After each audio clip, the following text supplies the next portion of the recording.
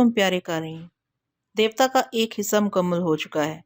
آج میں دیوتا کا دوسرا حصہ یعنی کہ دوسرا پارٹ سٹارٹ کر رہی ہوں، لیکن یہ قسط نمبر ہے 58۔ تو چلیے شروع کرتے ہیں دیوتا کا دوسرا پارٹ۔ انسان اپنی زندگی میں کتنی ہی بار مرتا ہے، کتنی ہی بار جیتا ہے۔ میں بھی اس دنیا میں رہ کر وقتی طور پر دنیا والوں کے لیے مر چکا تھا۔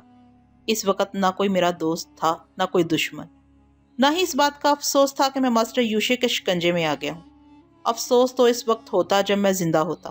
میرا جسم لاش کی طرح ساکت تھا، دماغ کو بے ہوشی کے نام پر موت آ چکی تھی۔ میں خود نہیں کہہ سکتا تھا کہ میری روح اس وقت کس جہان میں پرواز کر رہی تھی۔ کبھی کبھی موت اس طرح بھی واقع ہو جائے تو تھوڑی دیر کے لیے ہی صحیح اس دنیا کے ہنگاموں سے نجات مل جاتی ہے۔ پھر بہت دھیرے دھیرے میرا ذہن جاگنے لگا۔ اس وقت میں نے سپنے کی آنکھ سے دیکھا کہ میری فریال میرے لیے رو رہی ہے۔ میں تمہیں نہیں جانے دوں گی، تم جاؤ گے تو میری جان چلی جائے گی۔ وہ مجھے روک رہی تھی، میرے پاؤں میں اپنے پیار کی زنجیریں ڈال رہی تھی۔ اسی وقت ایک بہت بڑا عقاب آسمان کی بلندیوں سے اڑتا ہوا آیا۔ ہمارے سامنے آ کر اس نے پنجے کھول دیے اور اپنے فولادی ناخنوں سے فریال کی محبت کو نوچنے لگا۔ پھر اس نے مجھے اپنے پنجوں میں اٹھا لیا اور مجھے اڑا کر فریال سے دور لے جانے لگا۔ وہ رو رہی تھی، چیخ رہی تھی، آسمان کی طرف دونوں ہاتھ اٹھا کر فریاد کر رہی تھی، واپس آ جاؤ فرہاد، واپس آ جاؤ۔ مگر وہ عقاب مجھے اس سے دور بلندی پر اڑاتا لے گیا۔ پھر بہت دور لے جانے کے بعد اس نے مجھے ایک بہت ہی گہری کھائی میں گرا دیا۔ اتنی گہری پستی میں گرتے ہی اچانک میری آنکھ کھل گئی۔ میں آنکھیں پھاڑ پھاڑ کر دیکھنے لگا۔ پہلے مجھے فلیٹ کی چھت نظر آئی کیونکہ میں فرش پر چاروں شانے چت پڑا ہوا تھا۔ پھر مجھے ماسٹر یوشے کا شیطانی چہرہ نظر آیا۔ وہ فاتحانہ انداز میں مسکرا رہا تھا۔ بیٹے فرہاد، میں نے تمہارا نقاب اتار دیا ہے، اب تمہاری آنکھوں پر آئی لینس بھی نہیں ہے۔ میں بوکھلا کر اپنے دونوں ہاتھوں سے اپنے چہرے کو ٹٹولنے لگا۔ میری سوچ نے کہا مجھے اٹھ کر بیٹھ جانا چاہیے۔ میں اٹھنے لگا، ابھی ٹھیک طرح بیٹھا بھی نہیں تھا کہ میری سوچ نے کہا بیٹھنے کی کیا ضرورت ہے، ابھی ذرا لیٹے رہ کر حالات کا جائزہ لینا چاہیے۔ میں فوراً ہی لیٹ گیا۔ پھر میری سوچ نے کہا دشمن سامنے ہے، لیٹے رہنا حماقت ہے، مجھے اٹھ جانا چاہیے۔ میں جھنجھلا گیا، یہ اٹھنے بیٹھنے کی کیا حماقت ہے۔ اسی وقت ماسٹر یوشے نے کہکا لگا کر کہا بیٹے اتنی دیر سے تم نہیں سوچ رہے تھے، میں تمہیں بیٹھنے اور لیٹنے پر مجبور کر رہا تھا۔ تمہیں اس بات کا یقین ہو جانا چاہیے کہ اب تمہارا ذہن میری گرفت میں آ گیا ہے اور تم ذہنی طور پر میرے غلام بن چکے ہو۔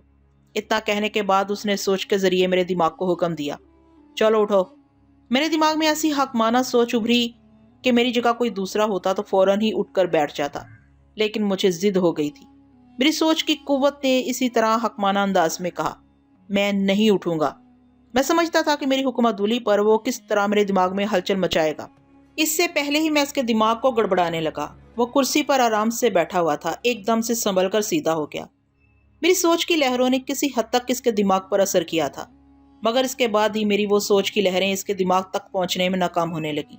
اس نے پھر اپنے دماغ کی طرف حفاظتی شعاؤں کے پہرے بٹھا دیے تھے اور میری ناکامی پر کہکے لگا رہا تھا۔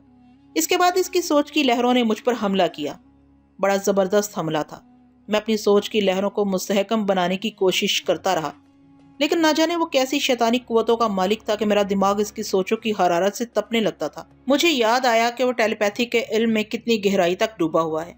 میں نے اس علم کے ابتدائی مرحلے سے گزرنے کے بعد خود کو دنیاوی ہنگاموں میں الجھا دیا تھا، لیکن اس نے اس علم کی انتہا تک پہنچنے کی کوشش کی تھی۔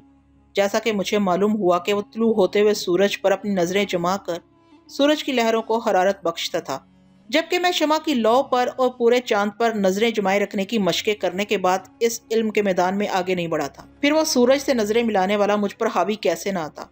اس کی سوچ کے جھٹکوں نے میری قوت ارادی کو خاک میں ملا دیا۔ میں اس کے حکم کے مطابق اٹھ کر بیٹھ گیا، پھر اٹھ کر کھڑا ہو گیا۔ اس کی طرف سے ذرا سی بھی ڈھیل ملتی تو میں بچاؤ کی ترکیب کرتا تھا، لیکن وہ پھر میرے دماغ کو اپنی گرفت میں لے لیتا تھا۔ میں سوچ کے ذریعے اسے لڑتے لڑتے تھک گیا تھا۔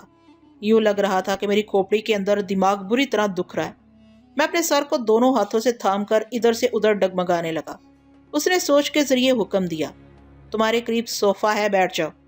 میں فوراً ہی صوفے پر بیٹھ گیا۔ اس نے مجھے ڈیل دے دی تھی، مجھے سنبھلنے کا موقع دے رہا تھا تاکہ میں اپنے طور پر کچھ سوچ سمجھ سکوں۔ میں خاموشی سے سر جھکائے بیٹھا ہوا تھا اور یہ سمجھ رہا تھا کہ وہ شیطان مسلسل میرے ذہن میں جھانکتا رہے گا اور اس وقت بھی میں جو کچھ سوچ رہا ہوں وہ سن رہا ہوگا۔ اور واقعی وہ سن رہا تھا اور میری طرف دیکھ کر مسکرا رہا تھا۔ میں صوفے کی پشت سے ٹیک لگا کر ذرا آرام سے بیٹھ گیا۔ اتنی دیر میں پہلی بار سونیا پر نظر ڈالی۔ وہ بستر پر آنکھیں بند کیے لیٹی تھی۔ اس کے سر پر برف کی تھیلی رکھی ہوئی تھی تاکہ اس کی ناک سے خون بہنا بند ہو جائے۔ مجھے ماسٹر یوشے کی گرفت میں دینے کے لیے اس حسین چڑیل نے میرے ہاتھوں سے بہت مار کھائی تھی۔ ماسٹر یوشے نے سونیا کی طرف دیکھتے ہوئے مجھ سے کہا، تم نے مدام سونیا کو بہت نقصان پہنچایا ہے۔ خون تو بند ہو گیا ہے مگر اس کا سر ابھی تک چکرا رہا ہے۔ میں بارہا تسلیم کر چکا ہوں کہ تم حیرت انگیز طور پر دلیر بھی ہو اور ذہین بھی۔ ہم 4 ماسٹر تمہارے جیسے تراشیدہ ہیرو کی تلاش میں رہتے ہیں۔ میں ایک بار بیل منڈو کی سوچ کے ذریعے تمہیں بہت بڑا آفر دے چکا ہوں۔ تم میرے تابع فرمان بن جاؤ، میرے لیے کام کرتے رہو، میں تمہارے قدموں میں دنیا کی تمام خوشیاں لا کر ڈال دوں گا۔ تم ایسی عیش و عشرت کی زندگی گزارو گے کہ ایسی زندگی کسی کو خوابوں میں بھی نصیب نہیں ہو۔ میں اب بھی تمہارا قدردان ہوں اور یہ آفر اب بھی تمہارے سامنے ہے۔ میں اسے جواب دینا چاہتا تھا مگر میرا حلق خشک ہو رہا تھا۔ اس نے مسکراتے ہوئے کہا، اچھا تو تمہارا حلق خشک ہو رہا ہے، پانی پیو گے یا وسکی؟ میں شراب کو کبھی ہاتھ نہیں لگاتا۔ اس نے اپنی جگہ سے اٹھ کر میز پر سے ایک گلاس اٹھایا اور پانی لانے کے لیے کچن کی طرف چلا گیا۔ میں کمرے میں چاروں طرف دیکھتے ہوئے سوچنے لگا کہ کمال احمد کہاں غائب ہو گیا ہے۔ ماسٹر یوشے کی سوچ نے اس کا جواب دیا، کمال اب اس دنیا میں نہیں ہے، وہ دوسرے کمرے میں آخری نیند سو رہا ہے۔ مجھے یہ سن کر بہت دکھ ہوا کہ بیچارہ ایک بے گناہ انسان مارا گیا تھا۔ ماسٹر یوشے نے کچن سے باہر آتے ہوئے کہا، ہاں بے گناہ مارا گیا ہے، زندہ رہتا تو گناہ گار بن جاتا، کیونکہ گناہ کے خیال سے ہی سونیا کو یہاں لایا تھا۔ تم ایسے لوگوں سے ہمدردی کرتے ہو جو جوان لڑکیوں کو پھانستے ہیں اور اپنے لیے عیاشی کا ایک اڈا بنا کر رکھتے ہیں۔ اس نے میری طرف پانی کا گلاس بڑھایا اور میں نے گلاس لیتے ہوئے پوچھا، مگر تم نے اسے خواہ مخواہ کیوں مار ڈالا؟ میں خواہ مخواہ کوئی کام نہیں کرتا۔ تمہارے ہاتھ آنے کے بعد میں اس ملک کو جلد سے جلد چھوڑ دینا چاہتا ہوں۔ میں نہیں چاہتا کہ کمال احمد میرے پیچھے قانون کا سہارا لینے کے لیے زندہ رہے۔ میں نے پانی پی کر گلاس میز پر رکھ دیا۔ گلاس رکھتے وقت سونیا کی طرف نظریں گئیں تو وہ اپنی بڑی بڑی کٹورا جیسی آنکھوں سے میرے چہرے کو تک رہی تھی۔ پھر وہ ماسٹر یوشے سے اجنبی زبان میں کچھ کہنے لگی۔ ماسٹر یوشے نے اس کی بات کا جواب دینے کے بعد مجھ سے کہا، یہ پوچھ رہی ہے کہ تم وہی آدمی ہو جس نے اسے مقابلہ کیا تھا اور اسے کمزور بنا کر بستر پر گرا دیا ہے؟ میں نے پوچھا، کیا سونیا نے میرے چہرے سے ماسک اترتے نہیں دیکھا تھا؟ نہیں، یہ 1 گھنٹے سے آنکھیں بند کیے پڑی ہوئی تھی، ابھی آنکھیں کھول کر تمہیں دیکھا ہے۔ جانتے ہو یہ کیا کہہ رہی ہے؟ کیا کہہ رہی ہے؟ تم بہت خوبصورت ہو، تمہیں لیڈی کلر کہہ رہی ہے۔ میں اپنی تعریف سن کر خوش نہیں ہوا، اس لیے کہ میں خود اپنے بارے میں سمجھتا تھا کہ میں کیا ہوں۔ بہت زیادہ خوش فہمی میں مبتلا رہنے والے ہمیشہ فریب کھاتے ہیں۔ ماسٹر یوشے نے کہا، تمہارے اندر بہت ہی خصوصیات ہیں۔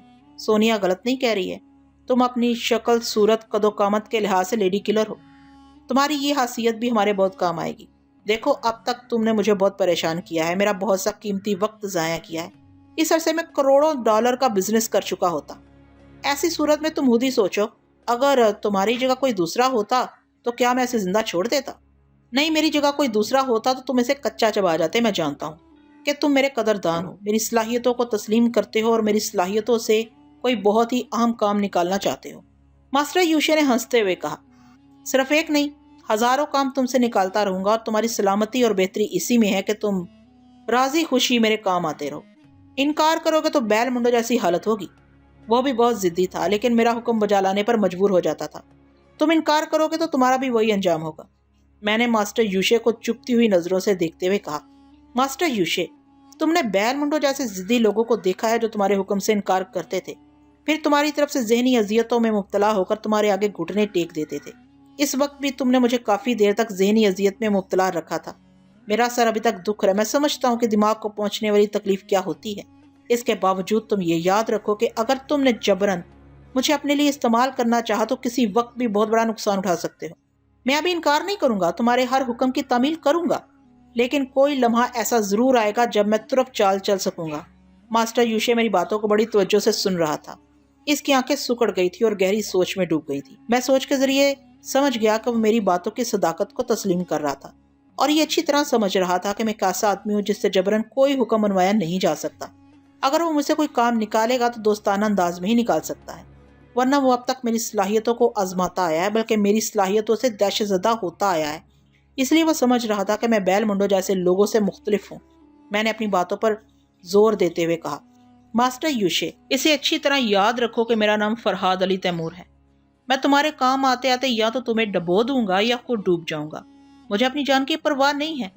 جب میں دیکھوں گا کہ ذہنی اذیتیں ناقابل برداشت ہو گئی ہیں اور جو بات تم کہہ رہے ہو میرے مزاج کے خلاف ہے اور میں اسے نہیں مان سکتا تو میں فوراً ہی جان پر کھیل جاؤں گا. اور کب ایسا کروں گا یہ تمہارے فرشتوں کو بھی علم نہیں ہوگا. ماسٹر یوشے نے ایک گہری سانس لی، پھر تائید میں سر ہلاتے ہوئے کہا، فرحات تم بہت عرصے سے مجھے پریشان کر رہے ہو. میرا کتنا نقصان کر رہے ہو یہ میں ہی جانتا ہوں. میں مزید نقصان برداشت نہیں کر سکتا. باقی ماسٹروں کا حکم ہے کہ تمہیں زندہ رکھا جائے اور اپنے مقاصد کے لیے استعمال کیا جائے، ورنہ میں تمہیں ابھی اسی جگہ ہمیشہ کے لیے ختم کر دیتا. میں یہ بھی سمجھتا ہوں کہ تم کتنے خطرناک ہو. کس وقت کون سا پنتیرا بدلو گے یہ پہلے سے سمجھ میں نہیں آتا. لہٰذا میں دوستانہ انداز میں تم سے کہتا ہوں کہ ہمارے گروہ میں شامل ہو جاؤ. جب تک تم ہمارے ساتھ مل کر کوئی کارنامہ انجام نہیں دو گے اس وقت تک ہم تم پر اعتماد نہیں کریں گے. جب تم پر اعتماد ہو جائے گا تو میں تمہیں کبھی ذہنی اذیتوں میں مبتلا نہیں کروں گا، ورنہ دوسری حالت میں تم ہمیشہ میرے غلام بنے رہو گے. تمہارا دماغ میرے کنٹرول میں رہے گا. میں نے تنزیہ انداز میں مسکراتے ہوئے کہا، بات تو ایک ہی ہوئی. خواہ تم دوستانہ انداز میں آگے بڑھو یا دشمن کی طرح اپنے لیے استعمال کرو، بات تو صرف ایک ہی ہے کہ تم میرا دماغ اپنے کنٹرول میں رکھو گے، مجھے آزاد نہیں کرو گے. ہاں، جب تک تم پر پوری طرح اعتماد نہیں ہوگا اس وقت تک میں یہی کروں گا. تم میری اس کمزوری کو سمجھتے ہو کہ میں 24 گھنٹے تم پر پہرا نہیں لگا سکوں گا. کبھی مجھے سونے کے لیے یا کبھی دوسرے معاملات میں الجھنے کے لیے تم سے غافل ہونا پڑے گا. ایسے وقت تم بہت کچھ کر سکتے ہو. میں نے اور دوسرے ماسٹروں نے خوب سوچ سمجھ کر پلاننگ کی ہے کہ جب تم ہاتھ آ جاؤ گے تو تمہیں کس طرح قابو میں رکھا جائے گا. میری عدم موجودگی میں باقی تینوں ماسٹر تمہیں کنٹرول کریں گے، مگر 2 ماسٹروں کے ذہن کو تم پڑھ چکے ہو، لیکن چوتھے ماسٹر کو نہ تم نے دیکھا ہے اور نہ ہی اس کے دماغ کو پڑھ سکتے ہو.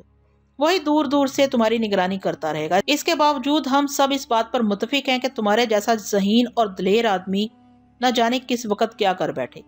یہی وجہ ہے کہ ہم نہ تو تم سے دوستی کر سکتے ہیں نہ ہی دشمنی کر سکتے ہیں. دوستی بھی صرف اس حد تک کر سکتے ہیں کہ تمہارا دماغ ہمارے کنٹرول میں رہے، ہوا کتنی دیر کے لیے رہے. اگر تم ہمارا ساتھ دینا چاہتے ہو تو ہم سے تعاون، اور اگر ہم سے تعاون کرنا چاہتے ہو، اگر تمہاری کچھ شرطیں ہوں تو ہم تمہاری دوستی کے لیے ان شرطوں کو بھی قبول کر لیں گے. میں نے فوراً ہی کہا، میری سب سے پہلی شرط یہ ہے کہ تم میرے ذہن کو تھوڑی دیر کے لیے آزاد چھوڑ دو.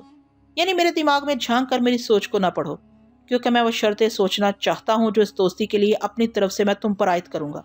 ماسٹر یوشے نے تائید میں سر ہلاتے ہوئے کہا، بے شک تمہیں سوچنے کی مہلت ملنی چاہیے. میں تمہیں یقین دلاتا ہوں کہ میں تمہارے ذہن میں جھانک کر تمہاری سوچ کو نہیں پڑھوں گا. اگر پڑھوں گا تو تم خود محسوس کر لو گے. یہ کہنے کے بعد وہ مدام سونیا کی طرف متوجہ ہو گیا اور اس سے اجنبی زبان میں گفتگو کرنے لگا. میں تھوڑی دیر تک خاموش بیٹھا، سوچ کے ذریعے یہ ٹٹولنے کی کوشش کرتا رہا کہ ماسٹر یوشے سونیا سے باتیں کرنے کے بہانے میری طرف متوجہ تو نہیں ہے. لیکن نہیں، اس نے جو وعدہ کیا تھا اسے پورا کر رہا تھا. اس نے اس اعتماد کے ساتھ مجھے چھوڑ دیا تھا کہ میں اس کا کچھ نہیں بگاڑ سکتا. اگر اچانک ہی اس پر حملہ کر کے اس کا گلا دبوچنا چاہتا تو ایک ہی پل میں وہ اپنے دماغ کے ذریعے میرے دماغ میں زلزلے کے جھٹکے پہنچا دیتا. میں اس کے اعتماد کو سمجھ رہا تھا، اور میں نے جو تھوڑی دیر کی مہلت لی تھی تو محض اس لیے کہ مجھے فریال کی فکر تھی. بار بار میرا دماغ فریال کی طرف مائل ہوتا تھا، اس کے متعلق کچھ سوچنا چاہتا تھا، لیکن اب تک میں نے بڑے ضبط سے کام لیا تھا. میں نے فوراً ہی اس کے دماغ میں جھانک کر دیکھا. میں نے جہاں فریال کو 1 گھنٹے تک انتظار کرنے کے لیے کہا تھا وہ وہاں نہیں تھی. میرے حکم کے مطابق وہاں سے جا چکی تھی. اس کا مطلب یہی تھا کہ یہاں 1 گھنٹے سے زیادہ وقت گزر چکا ہے. وہ آہستہ آہستہ کار ڈرائیو کرتی ہوئی اپنے گھر کی طرف جا رہی تھی. میں نے ہولے سے اس کے دماغ پر دستک دی تو وہ ایک دم سے چونک گئی. فوراً ہی کار کو سڑک کے کنارے روک دیا. میں نے اسے کہا، فریال مجھے افسوس ہے کہ تمہیں اتنی دیر تک انتظار کرنا پڑا، اور اس بات کی خوشی ہے کہ تم میرے حکم کی تعمیل کر رہی ہو. یہ تو تم نے اچھا کیا کہ تم اپنے گھر کی طرف واپس جا رہی ہو. میں تمہیں ایک بری خبر سنانا چاہتا ہوں، وہ یہ کہ میرا دماغ ماسٹر یوشے کے کنٹرول میں آ گیا ہے. میں فی الحال اس سے نجات حاصل نہیں کر سکتا. اگر اسے دھوکہ دینے کی کوشش کروں گا، اسے جھوٹ بولوں گا یا جس طرح بھی اس کے چنگل سے نکلنے کی کوشش کروں گا، وہ میرے دماغ کے ذریعے میرے منصوبوں کو پڑھ لیا کرے گا. میں نے اب تک تمہارا ذکر یہاں نہیں کیا اور نہ کروں گا. میں تمہیں پھر سمجھاتا ہوں کہ مجھ سے دور رہنا، ان شیطانوں کے قریب نہ آنا. میں بہت جلد تمہارے پاس واپس آؤں گا. میری باتیں سن کر فریال رونے لگی. وہ پرس سے رومال نکال کر آنسو پونچھ رہی تھی اور سوچ کے ذریعے کہہ رہی تھی، میرا دل پہلے سے گھبرا رہا تھا. میرا دماغ بار بار مجھ سے کہہ رہا تھا کہ میں آپ کو روک جانے نہ دوں، اس لیے کہ دشمن بہت مکار ہے. لیکن آپ نے میری ایک نہ سنی. آپ کو طوفانوں سے کھیلتے ہوئے بہت اچھا لگتا ہے، مگر جن طوفانوں کے بیچ آپ مجھے چھوڑ گئے ہیں، میں تنہا کیسے ان طوفانی حالات سے لڑتی رہوں گی؟ میرا دنیا میں کون ہے؟ میں نے اسے تسلی دی. حوصلہ نہ ہارو فریال، تم ہمت ہار جاؤ گی تو میری ہمت بھی پست ہو جائے گی. میں جو دشمن سے نجات حاصل کر کے ایک نئی زندگی کی طرف لوٹوں گا تو محض تمہاری خاطر۔ تم صبر و تحمل سے میرا انتظار نہیں کرو گی تو میں یہاں قدم قدم پر مایوس ہوتا جاؤں گا۔ وعدہ کرو فریال، اب تم آنسو نہیں بہاؤ گی، تمہارے آنسو میرے دل میں کانٹے بن کر چبھتے ہیں۔ وہ آنسو پہنچ چکی تھی اور اب اپنے دل پر جبر کرتی ہوئی کہہ رہی تھی، اب جو کہیں گے وہی کروں گی اور وہی کرتی آ رہی ہوں۔ میں نے کبھی آپ کی کسی بات سے انکار نہیں کیا، اب آپ مجھ سے دور ہو گئے ہیں، اب مجھے آپ ہی کا انتظار کرنا ہے۔ خواہ آپ کے انتظار میں ساری زندگی کیوں نہ گزر جائے، مگر میں صبر و تحمل سے آپ کا انتظار کرتی رہوں گی۔ آپ سے وعدہ کرتی ہوں کہ آپ مایوس نہ ہوں، حوصلے سے کام لیتے رہیں، کیونکہ حوصلہ ہی آپ کو جلد سے جلد مجھ تک پہنچائے گا۔ فریال، میں نے بہت تھوڑی سی مہلت ماسٹر یوشے سے حاصل کی ہے تاکہ تم سے باتیں کر سکوں۔ اب وقت ختم ہو رہا ہے، میں تم سے بچھڑ رہا ہوں، لیکن میں تمہیں یقین دلاتا ہوں کہ جب بھی مجھے موقع ملا میں سوچ کے ذریعے تم سے ملاقات کروں گا۔ خدا حافظ فریال۔ فریال سے گفتگو کے بعد میں نے فوراً ہی ماسٹر یوشے کے ذہن میں جھانک کر دیکھا تو اس کے ذہن میں مدام سونیا کی اجنبی زبان گڈمڈ ہوتی نظر آ رہی تھی۔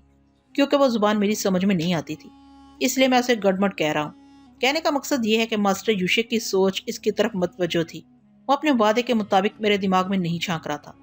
میں نے مطمئن ہو کر اسے مخاطب کیا، تم نے واقعی دیانتداری سے میری سوچ کو نہیں پڑھا ہے، چونکہ یہ ہماری دوستی کا پہلا مرحلہ ہے، اس لیے میں تم پر مکمل اعتماد نہیں کروں گا۔ لگتا ہے اس دوستی کو مستحکم بنانے کے لیے تم مجھے اپنے اعتماد میں لے رہے ہو۔ میں دیکھوں گا آئندہ بھی تم اسی دیانتداری سے پیش آتے ہو یا نہیں۔ بہرحال میری پہلی شرط سنو۔ ماسٹر یوشے ذرا سیدھا ہو کر کرسی پر بیٹھ گیا۔ سونیا بھی میری جانب یوں دیکھ رہی تھی جیسے اگر وہ نہ دیکھتی تو اس کی نگاہیں بے چینی میں مبتلا ہو جاتی۔ میں خوش فہمی میں مبتلا نہیں ہوں، اگرچہ میں اس کی زبان کو نہیں سمجھتا تھا، اس کی سوچ کو نہیں پڑھ سکتا تھا۔ اس کے باوجود عورت کی آنکھیں، خصوصاً وہ آنکھیں جو بار بار پلٹ کر دیکھتی ہیں، چھپائے نہیں چھپتی، اپنے دل کا راز عیاں کر دیتی ہیں۔ اس وقت بھی وہ بہت زیادہ محبوبانہ انداز میں مجھے نہیں دیکھ رہی تھی، مگر اس کی نگاہوں میں پسندیدگی ضرور تھی۔ ماسٹر یوشے نے ہنستے ہوئے کہا، فرحات تم اپنی شرط سنا رہے تھے لیکن سونیا کے بارے میں سوچنا شروع کر دیا۔ یہ جو عورتیں ہیں نا، اسی طرح مرد کو دماغی طور پر دیوالیہ کر دیتی ہیں۔ یہ سب چھوڑو اور کام کی باتیں کرو۔ میں نے جھینک کر سونیا کی جانب دیکھا، وہ بھی میری جانب دیکھ رہی تھی، مگر اس کی باتیں میری سمجھ میں نہیں آئی تھیں۔ میں نے اسے نظر انداز کرتے ہوئے ماسٹر یوشے سے کہا، پہلی شرط یہ ہے کہ آپ نے مسٹر سعید احمد سے وعدہ کیا تھا کہ جب بھی فرحات تمہاری گرفت میں آ جائے گا تو وہ مائکرو فلم واپس کر دو گے، لہٰذا تمہیں پہلی فرصت میں اپنے وعدے کے مطابق وہ فلم واپس کرنی چاہیے۔ اس نے مائکرو فلم کا نام سن کر مجھے ناگواری سے دیکھا، مگر فوراً ہی سنبھل کر مسکرانے لگا۔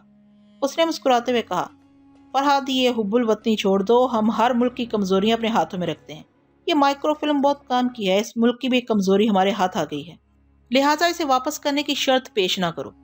میں نے کرسی کے ہتھے پر جوشیلے انداز میں ہاتھ مارتے ہوئے کہا، یہی سب سے پہلی اور سب سے اہم شرط ہے، اسے انکار کرو گے تو مجھے پانے کے بعد پھر کھو دو گے، یقین نہ ہو تو آزما کر دیکھ لو۔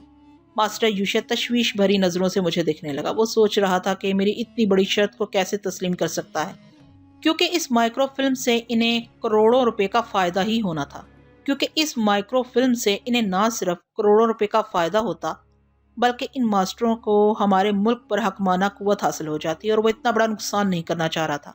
اس نے پریشان ہو کر کہا، دیکھو فرحات، ضد نہ کرو، تم اپنی ضد سے ہمیں جیت نہیں سکو گے، یہی بات میں تمہیں سمجھانا چاہتا ہوں کہ تم میرے مزاج کے خلاف مجھے نہیں جیت سکو گے۔ تم یہ باتیں زبان سے سمجھا رہے ہو اور میں اپنی اس ضد کو عملی طور پر ثابت کر سکتا ہوں۔ اٹھو اور مجھے ذہنی عذاب میں مبتلا کرو، میں مر جاؤں گا مگر ملک کے کسی ننھے سے ننھے راز کا بھی سودا نہیں کروں گا۔ وہ مجھے کیا آزماتا، وہ تو ایک عرصے سے میرے ضدی مزاج کو سمجھتا آ رہا تھا۔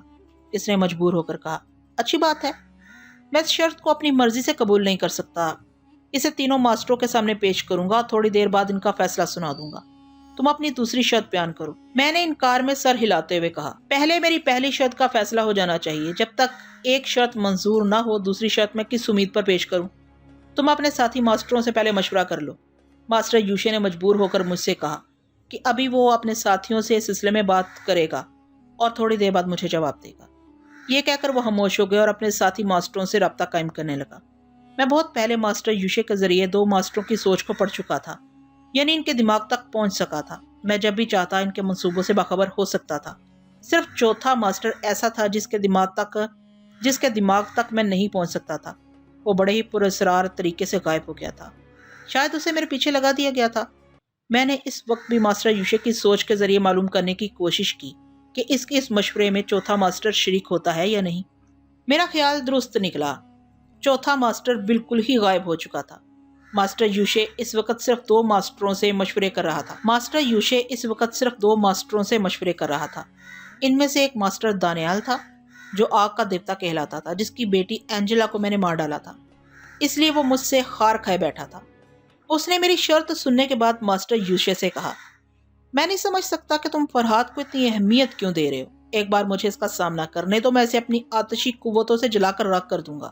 میں ماسٹر یوشے کے ذریعے اس کی باتیں سن رہا تھا۔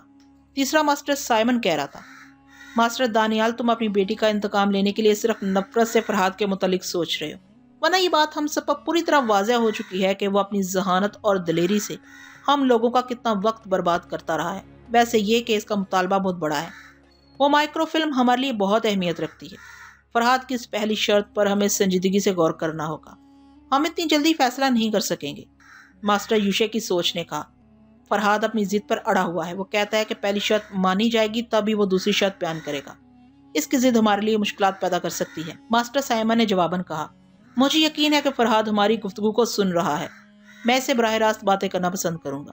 میں نے کہا، ہاں میں تمام باتیں سن رہا ہوں اور اب تم سے براہ راست گفتگو کر رہا ہوں۔ میں نے اندازہ لگایا ہے کہ چاروں بڑے ماسٹروں میں تمہارے مشورے کی زیادہ اہمیت ہے۔ میں تم سے کہتا ہوں کہ اسے میری ضد نہ سمجھو، کیونکہ میں اصولی بات کر رہا ہوں۔ میں مجرمانہ زندگی سے نفرت کرنے کے باوجود تم لوگوں کے اشاروں پر چلنے کے لیے مجبور ہوں، لیکن اپنے ملک کے خلاف کسی حال میں بھی کوئی مجرمانہ حرکت نہیں کروں گا۔ اگر تم میرے جذبہ حب الوطنی کو سمجھ سکتے ہو تو اچھی بات ہے۔ میں یہ کبھی برداشت نہیں کروں گا کہ یہ مائکرو فلم ملک سے باہر جائے۔ مجھے ماسٹر سائمن کا جواب سنائی دیا، میں تمہاری باتیں سمجھ رہا ہوں۔ تمہاری یہ شرط فی الحال ہمارے لیے قابل قبول نہیں ہے اور ہم تمہیں دوست بھی بنا کر رکھنا چاہتے ہیں۔ اب ایک ہی طرح سے اس بات کا تصفیہ ہو سکتا ہے۔ مجھے امید ہے کہ میں اب جو بات کہوں گا وہ تمہارے لیے قابل قبول ہوگی۔ کہو، میں سن رہا ہوں۔ فی الحال یہ مائکرو فلم نہ سعید احمد کو ملے گی اور نہ ہی ہمارے پاس رہے گی۔ اسے ہم تمہارے پاس رکھیں گے اور تم ہمارے پاس رہو گے۔ میں نے مسکراتے ہوئے کہا، ماسٹر سائمن، یہ ماننا پڑتا ہے کہ تم واقعی ذہین ہو، بلکہ حد درجہ چالاک ہو۔ جب میں تم لوگوں کے پاس رہوں گا تو دوسرے لفظوں میں یہ فلم بھی تمہاری ہی تحویل میں رہے گی۔ نہیں، تم غلط انداز میں سوچ رہے ہو۔ تم اس طرح کیوں نہیں سوچتے کہ وہ فلم جسے ہم تمہارے ملک کے خلاف کسی خاص موقع پر ہتھیار بنانا چاہتے ہیں، وہ ہتھیار تمہارے پاس رہے گا اور تم ہمیں اسے استعمال کرنے کا موقع نہیں دو گے۔ کیا تمہیں خود پر اعتماد نہیں ہے کہ اس مائکرو فلم کی حفاظت کر سکو؟ میں خاموش ہو کر سوچنے لگا۔ بہت زیادہ ضد اچھی نہیں ہوتی۔ مجھے اپنی پہلی شرط میں کسی حد تک لچک پیدا کرنا چاہیے۔ آخر میں نے ماسٹر یوشے کی جانب ہاتھ بڑھاتے ہوئے کہا، اچھی بات ہے، لاؤ وہ مائکرو فلم مجھے دو۔ ماسٹر یوشے نے ماسٹر سائمن سے پوچھا، کیا یہ فلم فرحاد کے حوالے کر دوں؟ ہاں، سائمن کا جواب سنائی دیا، فرحاد سے کہہ دو کہ وہ فلم ہم اس کے پاس امانت کے طور پر رکھیں گے۔ اگر وہ دوستانہ انداز میں ہمارے لیے کوئی کارنامہ سر انجام دے گا تو وہ فلم اسے انعام کے طور پر دے دی جائے گی، ورنہ اسے چھین لی جائے گی۔ ماسٹر یوشے نے مجھ سے پوچھا، کیوں فرحاد، تم ماسٹر سائمن کی باتیں سن رہے ہو؟ ہاں، سن چکا ہوں، مجھے یہ فیصلہ منظور ہے، لاؤ وہ فلم مجھے دے دو۔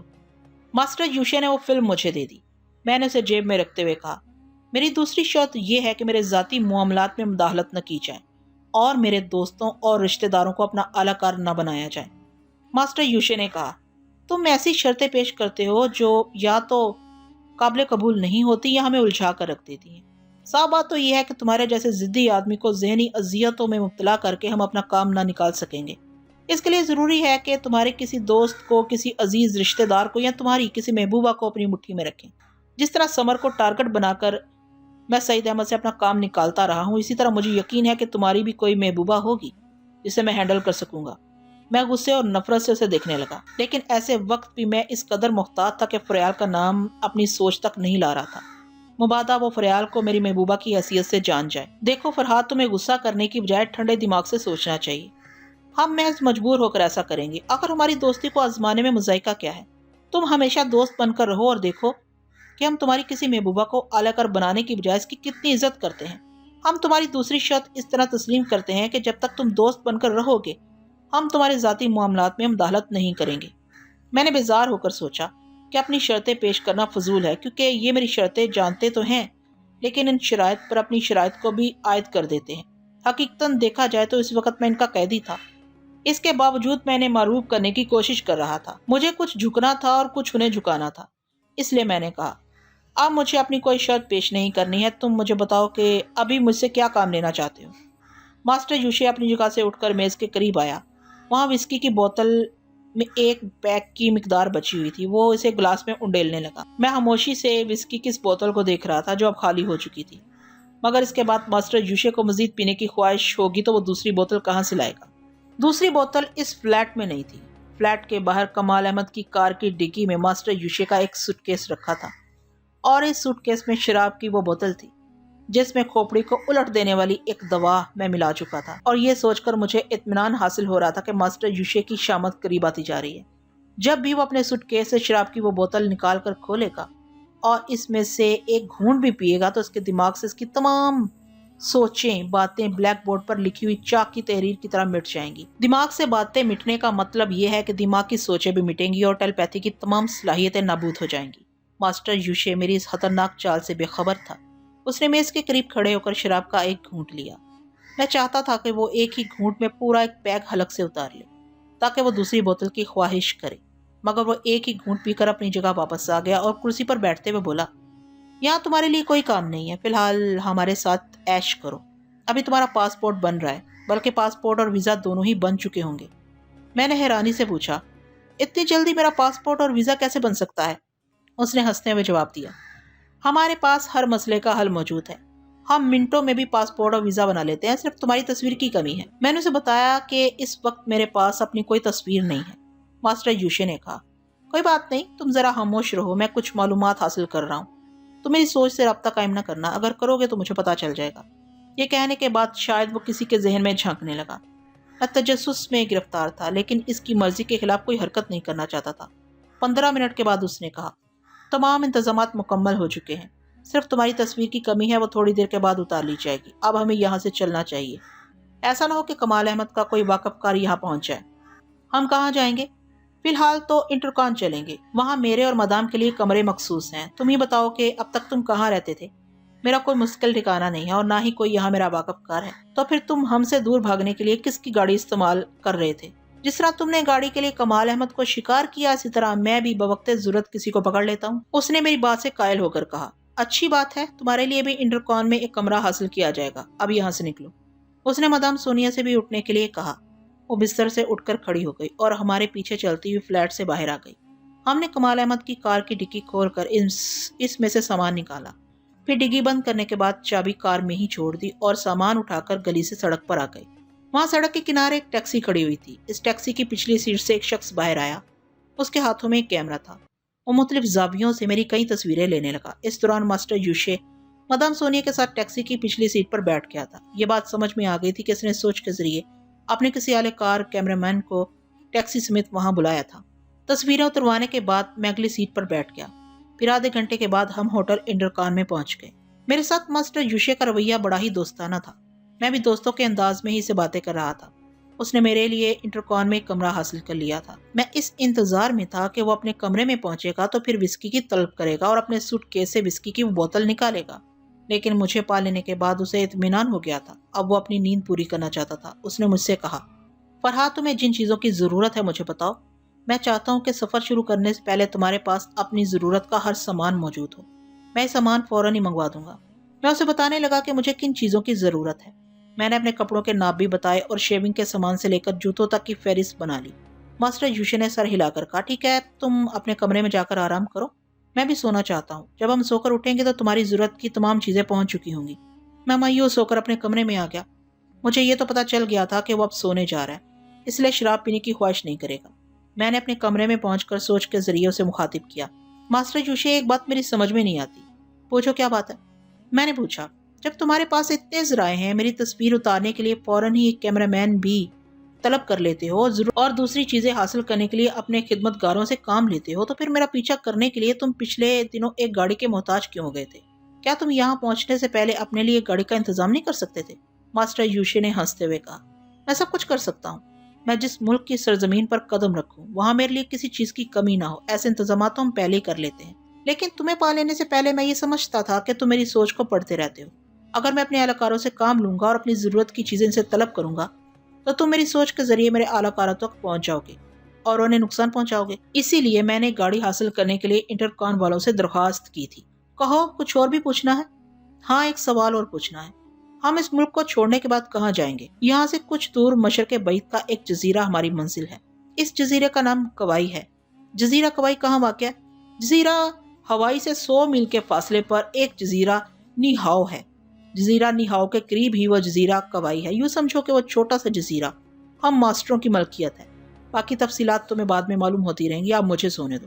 مجھے بھی سونا چاہیے تھا کیونکہ میں بھی پچھلی رات سے جاگ رہا تھا، لیکن اب میرے حالات ایسے تھے کہ مجھے آئندہ کی فکر ہو گئی تھی اور اپنے سے زیادہ فریال کا خیال ستا رہا تھا کہ وہ میرے بعد تنہا کیسے رہے گی۔ اچانک ہی اس پر بہت سی مصیبتیں ٹوٹ پڑی تھی۔ اس کی ممی قتل کر دی گئی تھی۔ میں جو اس کی دنیا کو ایک نئے موڑ پر لے کر آ رہا تھا تو میں بھی اسے بچھڑ گیا تھا۔ کبھی فریال کا خیال آ رہا تھا، کبھی اس نامعلوم جزیرے کی طرف میرا ذہن بھٹک جاتا تھا کہ پتہ نہیں مجھے کیسی جگہ لے جایا جا رہا ہے۔ میں بہت دیر تک مختلف خیالات میں الجھتا رہا، پھر یہی سمجھ میں آیا کہ سوچنے سے بات نہیں بنے گی، فی الحال آرام سے سو جانا چاہیے۔ نیند پوری ہونے پر جب میں تازہ دم ہو کر اٹھوں گا تو شاید کوئی اہم یا کام کی بات سجھائی دے جائے۔ میں نے سونے سے پہلے ماسٹر یوشے کے ذہن پر دستک دی، مگر بہت دیر ہو چکی تھی۔ میری دستک اس کی حفاظتی شعاؤں سے ٹکرا کر واپس آ گئی تھی، یعنی وہ سو چکا تھا۔ میں نے بھی اپنے ذہن کو ہدایت دی کہ اب سے 5 گھنٹے کے بعد میری آنکھ کھل جائے۔ یہ ہدایت دینے کے بعد میں نے آنکھیں بند کر لیں، پھر آہستہ آہستہ نیند کی گود میں ڈوبتا چلا گیا۔ اپنے ذہن کو ہدایت دینے کے بعد اکثر میں گہری نیند سو جایا کرتا تھا اور ایسے وقت کوئی خواب میرے ذہن سے ہو کر نہیں گزرتا تھا، لیکن اس روز میں بڑے الجھے سے خواب دیکھتا رہا۔ میں فریال کو یاد کرنے کے بعد سو رہا تھا، اس لیے بار بار فریال مجھے دکھائی دے رہی تھی۔ میں اسے باتیں کر رہا تھا۔ نیند کی حالت میں بھی ایک خوف سا تھا کہ کہیں ماسٹر یوشے میری جان حیات تک نہ پہنچ جائے، اس لیے میں اسے دیکھنے سے اور اس کے متعلق سوچنے سے کترا رہا تھا، لیکن نہ جانے کیوں بار بار میرا ذہن اسی کی طرف مائل ہو رہا تھا۔ جب میں سو کر اٹھا تو دل میں کچھ عجیب سی بے چینی تھی اور میں خواہ پریشان ہو رہا تھا۔ بس یوں لگ رہا تھا جیسے میری فریال ماسٹر یوشے کے علم میں آ چکی ہے۔ بیدار ہونے کے بعد میں بڑی دیر تک بستر پر پڑا رہا اور انجانے سے خوف کو دل سے نکالنے کی کوشش کرتا رہا۔ پھر میں نے سوچا کہ فریال سے رابطہ قائم کرنا چاہیے تاکہ اس کی خیریت معلوم کروں۔ اس سے پہلے میں نے ماسٹر یوشے کے ذہن میں جھانک کر دیکھا۔ اس وقت وہ گہری نیند سو رہا تھا۔ مجھے اس کی اس طویل نیند پر حیرانی ہوئی کہ وہ آج سونے کے لیے 5 گھنٹے سے بھی زیادہ وقت صرف کر رہا تھا۔ میں اس طرف سے مطمئن ہو گیا اور فریال کے ذہن میں جھانکنے لگا۔ اس وقت فریال کو اس کی ممی کی لاش واپس مل گئی تھی اور وہ کفن دفن کے سلسلے میں مصروف ہو گئی تھی۔ اس کے بہت سے رشتہ دار اس کی کوٹھی میں جمع ہو گئے تھے۔ جب وہ تھوڑی دیر کے لیے اپنے کمرے میں گئی تو میں نے اس کے ذہن پر دستک دی۔ میری دستک سنتے ہی اس نے کہا، فرحاد آپ کہاں ہیں؟ میں بہت پریشان ہوں۔ ابھی ممی کے کفن دفن کی تیاریاں ہو رہی ہیں، رشتہ دار چلے جائیں گے، گھر بالکل ویران ہو جائے گا، میں تنہا یہاں کیسے رہوں گی؟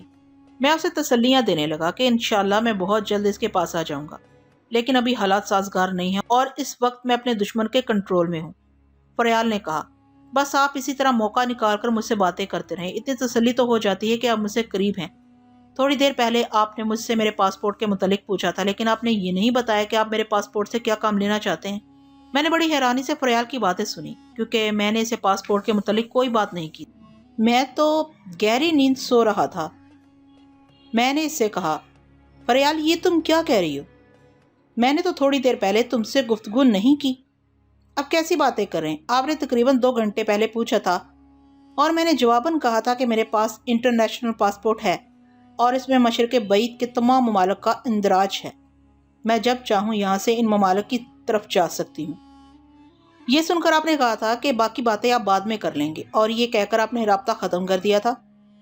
میں فریال کی باتیں بڑی حیرانی سے سن رہا تھا اور حیرانی کے ساتھ پریشانی بھی تھی۔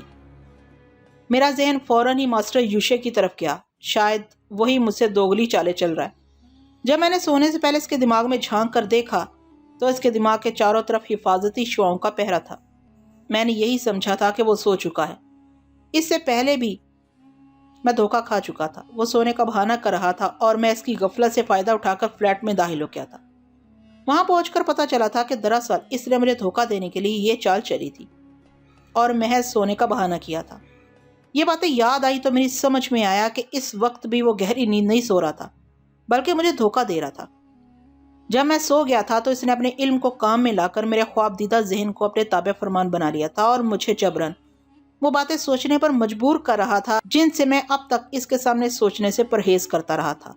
اب میری سمجھ میں یہ اچھی طرح آ گیا کہ جو کچھ میں نے خواب میں دیکھا اور فریال سے جو باتیں کی وہ محض ماسٹر یوشے کی شبد بازیاں تھیں۔ وہ میرے خواب دیدہ ذہن کو مجبور کرتا رہا تھا کہ میں فریال کے متعلق زیادہ زیادہ سوچتا رہوں اور اسے معلومات فراہم کرتا رہوں، اور اب وہ کم وقت فریال کے متعلق بہت کچھ جان چکا تھا۔ میں بستر سے اٹھ کر بیٹھ گیا۔ تھوڑی دیر پہلے جو آرام کی نیند نصیب ہوئی تھی اب اس سے زیادہ پریشانیاں میرے حصے میں آ گئی تھیں۔ مجھے پہلے ہی اس بات کا ڈر تھا کہ کہیں فریال اس شیطان کے ہتھے نہ چڑھ جائے۔ میں سوچ بھی نہیں سکتا تھا کہ ماسٹر یوشے میری غفلت سے فائدہ اٹھا کر میری محبوبہ کے دماغ تک پہنچ جائے گا۔ اب اپنی جان کی اتنی فکر نہیں تھی جتنی کہ فریال کے متعلق فکر لاحق ہو گئی تھی۔ میں سمجھ رہا تھا کہ اب وہ کس طرح مجھے ذہنی اذیتوں میں مبتلا کر سکتا ہے۔ مجھے نقصان نہیں پہنچائے گا مگر فریال کو طرح طرح سے نقصان پہنچانے کی دھمکیاں دیتا رہے گا اور میں اسے برداشت نہیں کر سکوں گا۔ اس وقت میرا دل چاہ رہا تھا کہ میں دوڑتا ہوا جاؤں اور جا کر ماسٹر یوشے کا گلا دبوچ لوں، لیکن میں جانتا تھا کہ اس نے سونے سے پہلے اپنے کمرے کا دروازہ اندر سے بند کر لیا تھا۔ پھر یہ کہ نہ جانے اس کے کتنے اعلی کار باڈی گارڈ کے طور پر اس کی حفاظت کر رہے تھے۔ میں سونیا کے سوا کسی اور سے واقف نہیں تھا۔ اب میں سوچنے لگا کہ مجھے کیا کرنا چاہیے، کس طرح فریال کی حفاظت کرنی چاہیے۔ بہت دیر تک سوچتے رہنے کے بعد یہی بات سمجھ میں آئی کہ میں اس سلسلے میں ماسٹر یوشے سے جھگڑا نہیں کر سکتا تھا۔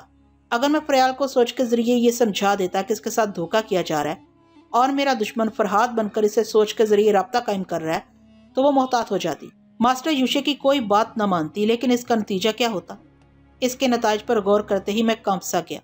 اس نے ایک بار سعید احمد سے کہا تھا، اگر وہ اس کے حکم کی تعمیل نہیں کریں گے تو وہ سمر کو پاگل بنا دے گا، اس طرح پاگل بنا دے گا کہ وہ اپنے کپڑے پھاڑ کر شرائع عام پر نکل آئے گی۔ وہ شیطان یہی چاہتا تھا، وہ شیطان یہی تماشا فریال کے ساتھ بھی کر سکتا تھا، اور میں کسی طرح بھی فریال کی یہ بے عزتی برداشت نہیں کر سکتا تھا۔ میں اس وقت کتنا بے بس ہو گیا تھا یہ میں ہی سمجھ رہا تھا۔ میری تمام صلاحیتیں، میری ذہانت، میری دلیری سب کی سب اس قدر کمزور پڑ گئی تھی کہ میں خود کو ایک حقیر کیڑے سے بھی زیادہ کمزور اور بے بس سمجھ رہا تھا۔ میں نے ایک بار پھر ماسٹر یوشے کے ذہن میں جھانک کر دیکھا۔ وہ ابھی گہری نیند سو رہا تھا۔ اس کے اتنے دیر تک سونے کی وجہ معلوم ہو گئی کیونکہ وہ میرے سونے کے بعد بھی جاگتا رہا تھا اور فریال کے متعلق معلومات حاصل کرتا رہا تھا۔ اب وہ آرام سے سو رہا تھا۔ میں غصے سے تل ملانے لگا، لیکن غصہ دکھانے سے کیا ہوتا تھا؟ اب صرف ایک ہی صورت رہ گئی تھی کہ وہ کم وقت اپنا سوٹ کیس کھولے اور اس میں سے وسکی کی بوتل نکال کر ایک آدھ گھونٹ اپنے حلق میں اتار لے۔ یہ موقع ابھی تک نہیں آیا تھا اور اب مجھے اسی موقع کا انتظار کرنا تھا۔ اس سے پہلے میں کچھ نہیں کر سکتا تھا۔ یہ سوچتے وقت میں پھر محتاط ہو گیا۔ میرے دماغ نے مجھے سمجھایا کہ وسکی کی بوتل یا اس کے دوا کے متعلق ہرگز نہیں سوچنا چاہیے جو میں اس کے خلاف آزمانا چاہ رہا ہوں۔ اگر بھولے سے بھی اس کے متعلق میں نے سوچ لیا اور ماسٹر یوشے نے میری سوچ کو پڑھ لیا تو میری ساری پلاننگ دھری کی دھری رہ جائے گی اور میں کبھی اس کے چنگل سے آزاد نہیں ہو سکوں گا۔ میں نے تہیہ کر لیا کہ اب آئندہ اس وسکی کی بوتل کے متعلق نہیں سوچوں گا۔ اس کے بریف کیس میں بھی ایک ٹونک کی شیشی رکھی ہوئی تھی۔ اس شیشی میں بھی میں نے دوا ملا دی تھی۔ اب ماسٹر یوشے سے نبڑنے کے لیے ضروری تھا کہ میں وسکی اور اس ٹونک کی شیشی کو بالکل ہی بھول جاؤں اور نیند کی حالت میں بھی اس کے متعلق کبھی نہ سوچوں۔ اس کے لیے میں نے مصمم ارادہ کر لیا کہ سونے سے پہلے اپنے دماغ کو کنٹرول میں رکھوں گا اور ماسٹر یوشے کو اتنا موقع نہیں دوں گا کہ وہ میرے خواب دیدہ ذہن کو اپنے طور پر سوچنے پر مائل کر سکے۔ وہ شیطان کا بچہ تو جیسے گھوڑے بیچ کر سو رہا تھا، اٹھنے کا نام ہی نہیں لے رہا تھا۔ میں نے اپنی رسٹ واچ کو دیکھا تو اس وقت آدھی رات گزر چکی تھی۔ میں نے سوچا پتہ نہیں وہ کب تک اسی طرح سوتا رہے گا۔ اس وقت تک مجھے فریال سے باتیں کر لینی چاہیے۔ میں نے یہ سوچ کر فریال سے رابطہ قائم کیا اور اسے کہنے لگا، سنو فریال، تم دشمن سے دھوکہ کر گئی۔ جس وقت میں نے تم سے پاسپورٹ کے متعلق گفتگو کی تھی دراصل وہ میں نہیں تھا، میرا دشمن ماسٹر یوشے تھا۔ فریال نے گھبرا کر پوچھا، کیا آپ سچ کہہ رہے ہیں؟ لیکن وہ میرے دماغ تک کیسے پہنچ گیا؟ میں نے تو آپ کے حکم کی تعمیل کی تھی۔ جب سے میں یہاں آئی ہوں اس کے بعد اس کوٹھی سے باہر نہیں نکلی۔ آپ نے اس کے قریب جانے سے منع کیا تھا۔ میں تو اسے دور ہی رہی ہوں، پھر یہ سب کیسے ہو گیا؟ تم واقعی میرے حکم کی تعمیل کر رہی ہو، لیکن یہ سب کچھ میری غلطی سے ہوا۔ میں سونے سے پہلے اپنے ذہن کو پوری طرح قابو میں رکھنا بھول گیا، جس کا نتیجہ یہ ہوا کہ ماسٹر یوشے میرے خواب دیدہ ذہن کو اپنی گرفت میں لے کر یہ معلوم کرتا رہا کہ اس دنیا میں میری سب سے عزیز ترین ہستی کون ہے، اور اس طرح وہ تم تک پہنچ گیا۔ اب میں یہ سوچ رہا ہوں کہ اس نے تم سے پاسپورٹ کے متعلق کیوں پوچھا تھا۔ مجھے میری سوچ کا جو جواب مل رہا ہے وہ یہ ہے کہ وہ تمہیں بھی اپنے ساتھ رکھنا چاہتا ہے تاکہ میں جب کبھی اس کے حکم سے انکار کروں وہ تمہیں ذہنی اذیتوں میں مبتلا کر دے اور میں اس کا حکم ماننے پر مجبور ہو جاؤں۔ فرہاد، یہ کیا ہو گیا؟ آپ میری وجہ سے بہت کمزور پڑ جائیں گے۔ کیا ایسا نہیں ہو سکتا کہ آپ مجھے میرے حال پر چھوڑ دیں؟ میں ذہنی اذیتوں سے گزر جاؤں گی، لیکن یہ برداشت نہیں کروں گی کہ میری محبت آپ کو کمزور بنا دے۔ نہیں فریال، ایسا کبھی نہیں ہو سکتا کہ میں تمہیں کسی الجھن میں دیکھوں یا تمہاری آنکھوں میں آنسو دیکھوں۔ یہ مجھ سے نہیں ہو سکے گا۔ اب میں تمہیں یہی سمجھانا چاہتا ہوں کہ وہ شیطان تم سے جو کچھ کہے اس پر عمل کرتی جانا۔ اگر وہ تم سے یہ کہے کہ یہ ملک چھوڑ کر فلاں جگہ جانا ہے تو تم انکار نہ کرنا۔ میں سمجھتا ہوں کہ تمہیں اسی جگہ لے جائے گا جہاں مجھے لے جانے کا ارادہ کر چکا ہے، لیکن فرحاد، جب تک ممی کے قتل کا مقدمہ چلتا رہے گا میں یہ ملک چھوڑ کر باہر نہیں جا سکوں گی۔ جب تک پولیس والوں کی طرف سے کلیئرنس سرٹیفکیٹ نہیں ملے گا اس وقت تک میں اپنا پاسپورٹ استعمال نہیں کر سکوں گی۔ پھر وہ شیطان پاسپورٹ کے بغیر مجھے کس طرح یہاں سے جانے پر مجبور کر سکے گا؟ یہ بات تو میں بھول ہی چکا تھا کہ فریال اپنی ممی کے قتل کے مقدمے میں الجھی رہے گی اور اپنا پاسپورٹ استعمال نہیں کر سکے گی۔ یہ بات ماسٹر یوشے کو بھی سمجھائی جا سکتی ہے۔ میں نے فریال سے کہا، اچھی بات ہے، ہم دیکھیں گے ماسٹر یوشے اس سلسلے میں کیا کرتا ہے۔ اگر وہ تمہیں قانون کے خلاف جبرن یہاں سے لے جانا چاہے گا تو میں اعتراض کروں گا، اور مجھے یقین ہے کہ میری مرضی کے خلاف تمہیں یہاں سے جانے پر مجبور نہیں کرے گا۔ ہماری باتوں کے دوران پتہ نہیں ماسٹر یوشے کب بیدار ہو گیا تھا۔ چونکہ میں اس کی نظروں میں بہت ہی خطرناک تھا، اس لیے اس نے بیدار ہوتے ہی سب سے پہلے میرے ذہن میں جھانک کر دیکھا تھا، اور اس کے بعد بڑی خاموشی سے ہماری گفتگو سنتا رہا تھا۔ آخرکار اس نے مداخلت کی، ہیلو فرحاد، میں بیدار ہو چکا ہوں اور تم دونوں کی باتیں بھی سن چکا ہوں۔ مجھے اس بات کا خیال نہیں رہا تھا کہ تمہاری فریال اپنی ممی کے قتل کے مقدمے میں الجھی رہے گی۔ جب تم یہ چاہتے ہو کہ اسے غیر قانونی طور سے باہر نہ لے جاؤں تو تمہاری ہی بات رہے گی۔ فریال اسی ملک میں رہے گی، اور پھر وہ جتنی دور بھی رہے تم جانتے ہی ہو کہ ٹیلی پیتھی جاننے والوں کے لیے فاصلہ کوئی اہمیت نہیں رکھتا۔ جب بھی تم میرے خلاف کوئی قدم اٹھانا چاہو گے میں اس کے جواب میں فریال کے ذہن تک پہنچ جاؤں گا۔ اس کے بعد کیا ہوگا تم اچھی طرح سمجھتے ہو، میں نے غصے سے تل ملاتے ہوئے کہا۔ تم اول درجے کے کمینے ہو۔ میں نے تم سے کہا تھا کہ تم میرے ذاتی معاملات میں مداخلت نہیں کرو گے، لیکن تم میری دوسری شرط کے خلاف یہ حرکت کر چکے ہو۔ فرحاد، میں نے تمہارے ذاتی معاملات میں مداخلت نہیں کی ہے، صرف احتیاطاً آئندہ تمہیں قابو میں رکھنے کے لیے تمہاری دل نواز محبوبہ کے متعلق معلومات حاصل کی ہیں۔ یہ میرا فرض تھا، اسے میں نے کوئی تکلیف نہیں پہنچائی اور نہ ہی آئندہ اسے کوئی تکلیف پہنچانے کا ارادہ ہے۔ بس تم نہایت شرافت سے ہمارے حکم کی تعمیل کرتے رہو۔ میں غصہ دکھانے اور جھنجھلانے کے سوا اور کر ہی کیا سکتا تھا۔ میں نے فریال کو بتا دیا کہ ماسٹر یوشے سے میری بات ہو چکی ہے، وہ جبرن اسے باہر جانے پر مجبور نہیں کرے گا۔ میری باتیں سننے کے بعد فریال نے کہا، آپ وعدہ کریں کہ ممی کے مقدمے سے فارغ ہو جاؤں گی تو آپ مجھے فوراً ہی اپنے پاس بلا لیں گے۔ میں وعدہ کرتا ہوں فریال کہ تمہیں ضرور اپنے پاس بلا لوں گا۔ میں خود بھی تم سے دور نہیں رہنا چاہتا، مگر افسوس کے حالات سے مجبور ہوں۔ اچھا، خدا حافظ، پھر ہماری ملاقات ہوگی۔ میں نے اسے رابطہ ختم کر دیا۔ ماسٹر یوشے نے مجھ سے کہا، ہم بہت دیر تک سوتے رہے ہیں، رات کا کھانا بھی نہیں کھایا ہے، اس وقت رات کے 2 بجنے والے ہیں۔ میں نے کھانے کا آرڈر دیا ہے، تم میرے کمرے میں چلے آؤ۔ میں اپنے کمرے سے نکل کر اس کے کمرے میں آ گیا۔ وہاں مادام سونیا ایک صوفے پر بیٹھی ہوئی اپنی عادت کے مطابق کچا گوشت کھا رہی تھی۔ اس کے سامنے ایک بہت بڑے سے برتن میں دودھ رکھا ہوا تھا۔ اسے کچا گوشت کھاتے دیکھ کر مجھے کراہیت سی محسوس ہوئی۔ کم بخت جوان تھی، جاذب نظر تھی، مگر اس کی خوراک بتا رہی تھی کہ اس کے منہ سے بساند آتی ہوگی۔ میں نے سوچا اگر مجھ سے بے تکلفی ہوگی اور وہ میری زبان سمجھے گی تو میں اسے سونف الائچی کھانے کا مشورہ دوں گا تاکہ وقت ضرورت ناگواری محسوس نہ ہو۔ سونیا مجھے اچانک ہی کمرے میں داخل ہوتے دیکھ کر کھاتے کھاتے ٹھٹک گئی اور اب میرے سامنے کھاتے ہوئے جھنپ رہی تھی۔ ماسٹر یوشے نے شاید اس کی زبان میں سے کھانے کے لیے کہا، لیکن وہ وہاں سے باقی ماندہ گوشت اور ہڈیاں سمیٹ کر باتھ روم میں چلی گئی۔ اس کے جانے کے بعد ماسٹر یوشے نے کہا، یہ ہماری طرح دوسرے کھانے بھی کھاتی ہے، لیکن کچا گوشت اور دودھ اس کی مرغوب غذا ہے۔ بعض اوقات اس کی یہ غذا ہمارے لیے پریشانی کا سبب بن جاتی ہے۔ اگر میرے ذرائع وسیع نہ ہوتے تو میں اس کی خوراک کا انتظام نہ کر سکتا تو یہ میرے لیے مصیبت بن جاتی، لیکن میں دیکھ رہا ہوں کہ تم پہلے آدمی ہو جس کے سامنے اس نے اپنا پسندیدہ کھانا چھوڑ دیا۔ میں نے ایک کرسی پر بیٹھتے ہوئے پوچھا، سونیا کے ساتھ تمہارے تعلقات کیسے ہیں؟ وہ جوان ہے، تمہارے ساتھ رہتی ہے، اس لیے میں پوچھ رہا ہوں۔ ماسٹر یوشے نے مسکرا کر جواب دیا، ہاں جوان ہے، کئی بار اس پر طبیعت آئی، مگر اس کے منہ سے ایسی بساند آتی ہے کہ قریب جاتے ہی سارے جذبات سرد پڑ جاتے ہیں۔ یہ خود بھی سرد مزاج کی ہے، میں نے اسے کبھی کسی مرد سے دلچسپی لیتے نہیں دیکھا۔ اور پھر کس مرد کا دماغ خراب ہوا ہے کہ وہ اس کے فولادی ناخنوں کو دیکھنے کے بعد اس میں دلچسپی لے؟ اب اگر میں یہ کہوں کہ اس نے زندگی میں پہلی بار فلیٹ میں تمہاری خوبروئی کی تعریف کی تھی تو تمہیں یقین کر لینا چاہیے یو آر لکی۔ لکی تو اس وقت کہلاؤں گا جب مجھے بھی کچا گوشت کھانے کی عادت پڑ جائے گی۔ ویسے جہاں تک جذبات کا تعلق ہے، عورت ہمارے لیے کچا گوشت ہی ہوتی ہے۔ ماسٹر یوشے میری بات سن کر ہنسنے لگا، پھر اس نے کہا، تمہاری ضرورت کا سامان آ چکا ہے، تم کھانے کے بعد اپنے کمرے میں جا کر اپنا نیا لباس پہن کر دیکھ لینا اور تمام سامان چیک کر لینا، اگر کوئی کمی ہوگی تو صبح پوری کر دی جائے گی۔ کل دوپہر کی فلائٹ سے ہم جزیرہ ہوائی کی طرف جائیں گے۔ جزیرہ ہوائی میں ہوائی اڈا نہیں ہے، ہم ہونولو کے ایئرپورٹ پر اتریں گے، ایک رات ایک دن وہاں قیام کریں گے، اس کے بعد لانچ کے ذریعے کوائی کی طرف روانہ ہوں گے۔ تھوڑی دیر کے بعد کھانا آ گیا، ہم کھانے کے لیے ایک میز کے طرف بیٹھ گیا۔ مجھے یقین تھا کہ وہ کھانے کے بعد ایک آدھ پیک پیے گا اور اس مقصد کے لیے اپنے سوٹ کیس سے وسکی کی بوتل نکالے گا، مگر کھانے کے بعد مجھے یہ دیکھ کر مایوسی ہوئی کہ بیرا ہوٹل کے بار سے اس کے لیے ایک بوتل لے آیا تھا۔ میں مایوس ہو کر وہاں سے اٹھ گیا۔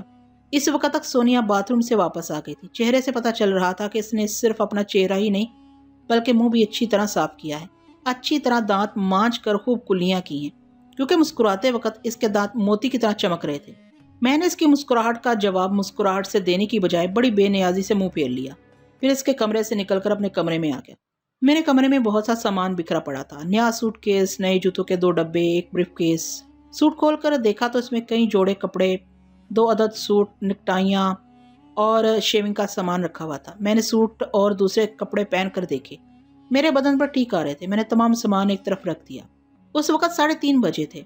میں بستر پر لیٹ گیا، سوچا کہ صبح شیو کرنے کے بعد لباس تبدیل کروں گا۔ اس وقت مجھے نیند بھی نہیں آ رہی تھی۔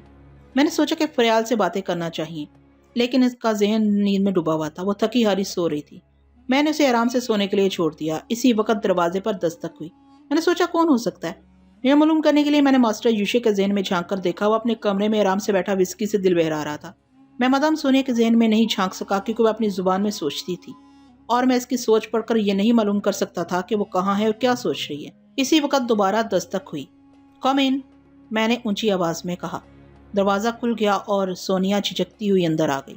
اس نے ایک کرسی کی طرف اشارہ کرتے ہوئے مجھ سے کہا، I like to sit here. وہ انگریزی زبان میں اٹک اٹک کر کہہ رہی تھی کہ وہ یہاں بیٹھنا چاہتی ہے۔ میں نے اس سے بیٹھنے کے لیے کہا۔ وہ ایک صوفے پر سر جھکا کر بیٹھ گئی۔ میں تھوڑی دیر تک خاموشی سے انتظار کرتا رہا کہ شاید وہ کچھ کہے، اور شاید وہ بہت کچھ کہنا بھی چاہتی تھی، کیونکہ وہ تھوڑی دیر میں کئی بار پہلو بدل چکی تھی۔ اس کی حالت سے پتہ چل رہا تھا کہ جیسے اس کے اندر بہت سا مواد جمع ہو اور ابکائی آ رہی ہو، لیکن سمجھ میں نہ آ رہا تھا کہ کہاں اجنبی زبان کی کیا کی جائے۔ میں نے اس کی مشکل آسان کرتے ہوئے پوچھا، یو اسپیک انگلش؟ کیا تم انگریزی بول لیتی ہو؟ وہ اٹک اٹک کر بولنے لگی، آئی اسپیک اے لٹل۔ وہ انگریزی زبان کا پوسٹ مارٹم کرنے لگی۔ میں نے اپنی مسکراہٹ کو ضبط کرتے ہوئے سے کہا، میں تمہیں سکھاؤں گا۔ ڈاکی نے، وہ خوش ہو کر مسکراتی ہوئی بولی۔ ڈاکی نے کا مطلب کیا ہوا؟ I said thank you, it is ہوائن لینگویج۔ ڈاکی نے کا مطلب شکریہ، یہ جزیرہ ہوائی کی زبان ہے۔ میں نے مسکرا کر اسے انگریزی زبان میں پوچھا، کیا تم مجھے اپنی زبان سکھاؤ گی؟ وہ خوش ہو کر اقرار میں سر ہلانے لگی۔ ضرور ضرور، میں نے جواباً مسکرا کر اس کا شکریہ ادا کرتے ہوئے کہا۔ ڈاکی نے، وہ ننھی سی بچی کی طرح خوش ہو کر مجھے دیکھنے لگی۔ اس وقت وہ دور دور تک کوئی جانور نما عورت نظر نہیں آ رہی تھی، یوں بھی اسے عورت کہنا زیادتی تھی، جسے ماسٹر یوشے جیسا آدمی ہاتھ نہ لگا سکا ہو اور جس کی طرف دوسرے لوگ بڑھنے کی جرت نہ کرتے ہوں، اور اسے پھول کی بجائے ایک نوخیز کلی ہی کہا جائے گا۔ اور اس وقت وہ میرے قریب بیٹھ کر ایسے خوش ہو رہی تھی جیسے ایک معصوم بچی کو اس کی پسند کی کوئی چیز مل گئی ہو۔ اس وقت میں اس کی درندگی کو بھول گیا تھا۔ یہ گیان حاصل ہوا کہ درندوں میں بھی معصومیت چھپی ہوتی ہے، اگرچہ اس سے باتیں کرتے وقت بڑی الجھن سی ہوتی تھی۔ وہ اٹک اٹک کر بڑی مشکل سے اپنا مفہوم ادا کرتی تھی، اس کے باوجود وہ مجھے بہت اچھی لگ رہی تھی۔ ایمان کی بات یہ ہے کہ میں کیاش مرد کی طرح اسے نہیں دیکھ رہا تھا، صرف اس کی معصومیت نے میرا دل مو لیا تھا۔ شاید اس کی وجہ یہ ہو کہ فریال کے سامنے اب کوئی حسین عورت میری نگاہوں میں نہیں جچتی تھی۔ اس نے بچوں کی طرح سر ہلا کر پوچھا، وی فرینڈ؟ میں نے مسکرا کر جواب دیا، ہاں سونیا، ہم دوست ہیں۔ اس نے اپنا ہاتھ میری طرف بڑھا کر اپنی انگلیاں سیدھی کی، شپ شپ کی آواز کے ساتھ فولادی ناخن باہر آ گئے۔ پھر اس نے اپنے ناخنوں کو دکھاتے ہوئے کہا، وی ول ناٹ فائٹ اگین، ہم آئندہ جھگڑا نہیں کریں گے۔ میں نے دوستانہ انداز میں اس کا وہ ہاتھ اپنے ہاتھ میں لے لیا، اس کے ہاتھ کو سہلاتے ہوئے اس کے فولادی ناخنوں کو دیکھنے لگا۔ اس وقت مجھے پتا چلا کہ اس کی انگلیاں پلاسٹک کی ہیں، یعنی اس لڑکی کے دونوں ہاتھوں کی انگلیاں اپنی نہیں تھی۔ بڑی خوبصورتی سے وہ فولادی ناخن اس کی انگلیوں میں ایڈجسٹ کیے گئے تھے۔ ایک خاص میکانزم کے تحت وہ انگلیاں مڑتی تھیں اور کھلتی تھیں، پھر اس میں سے فولادی ناخن باہر نکل آتے تھے۔ میں اس کے ہاتھ کو سہلاتے ہوئے بغور دیکھ رہا تھا۔ اس دوران وہ کچھ پریشان سی ہو گئی تھی۔ کاش کہ میں اس کی سوچ کو پڑھ سکتا۔ وہ روانی سے نہ تو انگریزی بول سکتی تھی اور نہ ہی اس زبان میں سوچ سکتی تھی۔ بچپن ہی سے وہ عادتاً اپنی زبان میں سوچتی چلی آئی تھی۔ میں نے اشارے سے پوچھا، کیا بات ہے؟ وہ دل برداشتہ ہو کر بولی، do not hate me, am human being.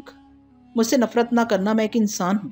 میں اس کے ذہنی کرب کو سمجھ گیا۔ وہ بڑے دکھ سے سوچ رہی تھی کہ میں نے اسے کچا گوشت کھاتے دیکھ لیا ہے اور جانوروں کی طرح مڑے ہوئے پنجے دیکھے ہیں، کہیں میں اسے جانور سمجھ کر اس سے نفرت نہ کروں۔ اسی لیے وہ بڑے کرب سے مجھے اپنے انسان ہونے کا یقین دلا رہی تھی۔ میں نے بڑی محبت سے اس کے سر پر ہاتھ پھیرتے ہوئے آسان سی انگریزی زبان میں سمجھایا، میں تم سے نفرت نہیں کرتا، تم بہت اچھی ہو۔ بہت پیاری لڑکی ہو، تم میری دوست ہو اور کوئی دوست سے نفرت نہیں کرتا۔ میں ہمیشہ تمہاری عزت کروں گا۔ جاؤ اب آرام سے سو جاؤ۔ وہ مجھے احسان مندی سے دیکھتی ہوئی اٹھ کر کھڑی ہو گئی۔ میں اسے دروازے تک چھوڑنے کے لیے گیا۔ دروازے سے باہر جاتے وقت اس نے مسکرا کر کہا، الوہا نوئی لوا۔ میں نے اس سے اس کا مطلب پوچھا۔ اس نے انگریزی میں ترجمہ کر کے بتایا کہ وہ شب بخیر کہہ رہی ہے۔ میں نے بھی سر جھکا کر کہا، الوہا نوئی لوں۔ وہ مسکراتی ہوئی اپنے کمرے کی طرف جانے لگی۔ اپنے کمرے کے دروازے تک پہنچتے پہنچتے اس نے کئی بار پلٹ کر میری جانب دیکھا، پھر وہ مسکراتی ہوئی اپنے کمرے کے اندر چلے گی۔ جب میں نے اپنے کمرے کا دروازہ بند کیا تو ماسٹر یوشے مجھے مخاطب کر رہا تھا، فرحات، اس میں اب کوئی شبہ نہیں رہا کہ تم بے حد خطرناک ہو۔ جس لڑکی کو میں تمہارے خلاف ایک زبردست حربہ بنا کر لایا تھا، تم نے اسے دوست بنا لیا۔ ماسٹر یوشے، تم ہماری باتیں سن رہے تھے؟ تم نے یہ بھی دیکھا ہوگا کہ پہلے اسی نے دوستی کا ہاتھ میری طرف بڑھایا ہے۔ ہاں، وہ دوست اس لیے بن گئی کہ پہلے تم نے اس کا دل جیت لیا تھا۔ میں نے دانستہ ایسا نہیں کیا۔ میں کیا جانوں کہ کتنے لوگ مجھ سے متاثر ہوتے ہیں۔ پھر دوستی کوئی بری چیز تو نہیں ہے، تم بھی تو دوستی کا دعویٰ کرتے ہو۔ میری بات اور ہے۔ ویسے فی الحال مجھے تمہاری اور سونیا کی دوستی پر اعتراض نہیں ہے، کیونکہ میں صرف تمہاری بو سونگنے کے لیے، یعنی تمہیں تلاش کرنے کے لیے اسے اپنے ساتھ لے کر آیا تھا۔ اس مقصد میں کامیاب ہو چکا ہوں۔ یہ تماشا بھی دیکھ چکا ہوں کہ وہ اپنے فولادی ناخنوں سے تم جیسے آدمی کو زیر نہیں کر سکی تھی، لہٰذا وہ تمہاری دوست بھی بن جائے تو بھی ہمارے لیے کوئی فرق نہیں پڑے گا۔ مگر تمہارے کردار کی خصوصیات بتا رہی ہیں کہ تم ہمارے کام کے آدمی کو دوست بنانے کی صلاحیت رکھتے ہو۔ ظاہر ہے تمہارا جو سکہ کھوٹا ہوگا اسے میں اپنے لیے کھرا بنا لوں گا۔ تم اپنی پونجی کی حفاظت خود کرو، مجھ سے شکایت کیوں کرتے ہو؟ میں تمہیں یہ بتانا چاہتا ہوں کہ میں کس طرح تمہاری اسٹڈی کر رہا ہوں۔ تم یہ نہ سمجھنا کہ میں کسی بھی لمحے تم سے غافل ہو سکتا ہوں۔ میں نے اپنی تلخ سوچ کے ذریعے کہا، تمہاری اس اطلاع کا شکریہ۔ ویسے یہ بتاؤ کہ تمہارے گروہ میں سونیا کی کیا حیثیت ہے؟ ہمارے گروہ میں باکمال عورتوں کی ایک الگ ٹیم ہے جو اپنے اپنے طور پر حیرت انگیز صلاحیتیں رکھتی ہیں۔ اس ٹیم کی ہر عورت احترام کے طور پر مادام کہلاتی ہے، خواہ وہ سونیا کی طرح ایک کم عمر دوشیزہ ہی کیوں نہ ہو۔ یہ تمام عورتیں ہمارے ماتحت رہتی ہیں کیونکہ عورت ذات پر کسی طرح بھی بھروسہ نہیں کیا جا سکتا۔ ایک زندہ مثال تمہارے سامنے ہے۔ مادام سونیا پہلی ہی ملاقات میں تمہاری طرف پھسل گئی ہے۔ بہرحال ہم جزیرے میں پہنچ کر اس کا علاج کر لیں گے۔ میں نے پریشان ہو کر پوچھا، کیا تم سونیا کو میرے ساتھ دوستی کرنے کی سزا دو گے؟ یہ نہ پوچھو، یہ ہمارے ذاتی معاملات ہیں۔ میں نے غصے سے کہا، تم ذلیل کتے ہو، میرے ذاتی معاملات میں فوراً ہی ٹانگ اڑاتے ہو۔ یاد رکھو ماسٹر یوشے، وہ خطرناک ہونے کے باوجود ایک معصوم سی لڑکی ہے۔ اگر میری دوستی سے اس کے دل میں انسانوں کے لیے خوشگوار احساسات پیدا ہوتے ہیں تو تمہیں اس کی قدر کرنی چاہیے۔ اسے انسان بننے دو ماسٹر یوشے۔ ہمیں جانور نما عورت کی ضرورت ہے۔ ہم اس کے اندر انسان کے سے احساسات پیدا کر کے اپنا نقصان نہیں کریں گے۔ تم فضول بحث نہ کرو۔ اچھی بات ہے، میں اس سلسلے میں کچھ نہیں بولوں گا، مگر یاد رکھو اس طرح تم مجھے اپنا دوست نہیں دشمن بناتے چلے جاؤ گے۔ ماسٹر یوشے نے بڑی لاپرواہی سے کہا، اچھا دیکھا جائے گا، ابھی میرا نشہ خراب نہ کرو، مجھے ذرا سر میں رہنے دو۔ تم جہنم میں جاؤ۔ اس نے مجھ سے دماغی رابطہ ختم کر دیا۔ میں پھر اپنے بستر پر آ کر لیٹ گیا۔ مجھے اپنی بے بسی پر غصہ آ رہا تھا۔ ایک تو میں فریال کو اس شیطان کی گرفت میں جانے سے نہیں بچا سکا، دوسری سونیا تھی جس کے ساتھ وہ شیطان نہ جانے کیا سلوک کرنے والا تھا۔ جب تک سونیا کے اندر درندگی تھی اور وہ دشمن کی طرح مجھے سونگتی پھر رہی تھی، اس وقت تک میں نے اس سے ہمدردی نہیں کی تھی، لیکن اس کا دوسرا روپ سامنے آتے ہی میرے دل میں انسانی ہمدردی پیدا ہو گئی۔